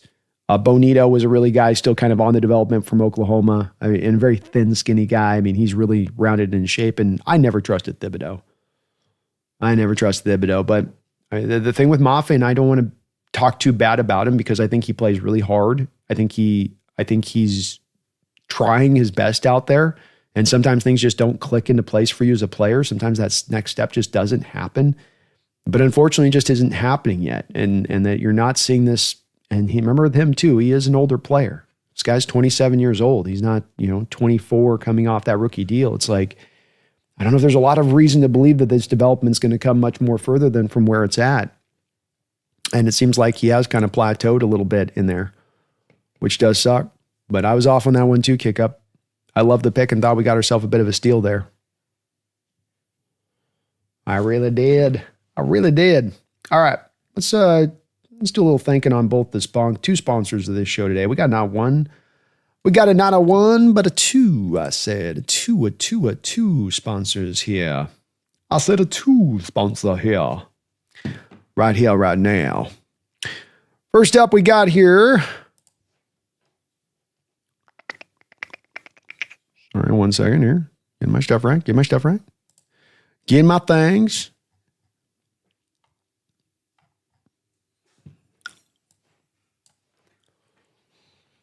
Hopefully this freaking works. Where's my stupid thing? Oh, there we go. It's kind of showing up. Wants to show up. Sort of is showing up. There we go. That'll make it show up. Sleeper. #1 sports app running right now in the business. You think you know football? Then try to turn your football knowledge into real money with the Sleeper app, the ultimate sports app that can turn game day into payday. Just download the Sleeper app and pick more or less on your favorite players or daily fantasy. With more stats than any other daily fantasy app, just choose 2 or more of your favorite players from pregame or live. Pick more or less from the predicted stats, and you can win up to 100 times your money if your picks win. Use promo code NEST, and you'll get up to $100 of your first deposit match. So $100 from me to you, and you support the channel at the same time. You know what we call that? A win-win-win. That's 3 wins.